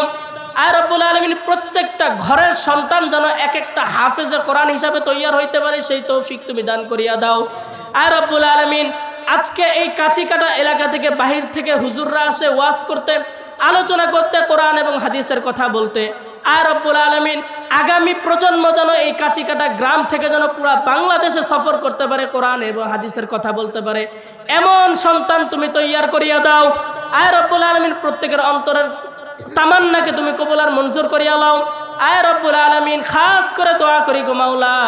আয় রব্বুল আলামিন অনেক কষ্টের মধ্যে যারা মাহফিলের শুরু থেকে শেষ পর্যন্ত যারা অনেক কষ্ট নিয়ে শীতের রাতের মধ্যে কাঁপতে কাঁপতে তোমার মাহফিলের দোয়ার শেষ পর্যন্ত উপস্থিত থেকেছে গো মাওলা, আয় রব্বুল আলামিন সকলকে তুমি মাফ করিয়া নাও। আয় রব্বুল আলামিন সকলকে তুমি কবুল আর মঞ্জুর করিয়া নাও। আয় রব্বুল আলামিন তোমার রাসূলের হাদিস তো যে আলোচনা, কোরআন এবং হাদিসের আলোচনা হয়, সেটা হচ্ছে ফেরেশতারা, রহমতের ফেরেশতারা জমিন থেকে আল্লাহর আরশ পর্যন্ত বেষ্টনী দিয়ে রাখে, ঘিরাও করে রাখে। এবং প্রত্যেকটা ফেরেশতা যে সমস্ত বান্দা বান্দি কোরআন এবং হাদিসের কথার ভিতরে উপস্থিত থাকে, সমস্ত বান্দা বান্দির জন্য আল্লাহ তাআলার কাছে মাগফিরাতের কামনা করে, দোয়া করে। আয় রব্বুল আলামিন যেখানে রহমতের ফেরেশতা দোয়া করে গো মাওলা, আয় রব্বুল আলামিন তাদের দোয়ার সাথে আমাদের দোয়াকে মিলাইয়া নিয়ে আয় রব্বুল আলামিন আমাদের সকলের গুনাহগুলোকে মাফ করিয়া দাও। আয় রব্বুল আলামিন যতদিন জীবিত থাকবো যেন ঈমানের সাথে বেঁচে থাকতে পারি, সেই তৌফিক তুমি দান করিয়া দাও। আর রব্বুল আলামিন পরিশেষে একটাই দোয়া করবো গো মাওলা, মৃত্যুর সময় যেন মুখে কালিমা নসিব হয়, সেই তৌফিক দান করিয়া দাও। আয় রব্বুল আলামিন কালিমা ছাড়া যেন আমাদের কারণ মৃত্যু হয় না, সেই তৌফিক দান করিয়া দাও। হারাম থেকে বেঁচে থাকার তৌফিক দান করিয়া দাও। হালাল উপার্জন করে জীবন জীবিকা অতিবাহিত করতে পারি, সেই তৌফিক তুমি দান করিয়া দাও। সুবহানা রাব্বিকা রাব্বিল ইজ্জাতি আম্মা ইয়াসিফুন ওয়া সালামুন আলাল মুরসালিন। আমিন আমিন আমিন বিরহমাতিকা ইয়া আরহামার রাহিমিন।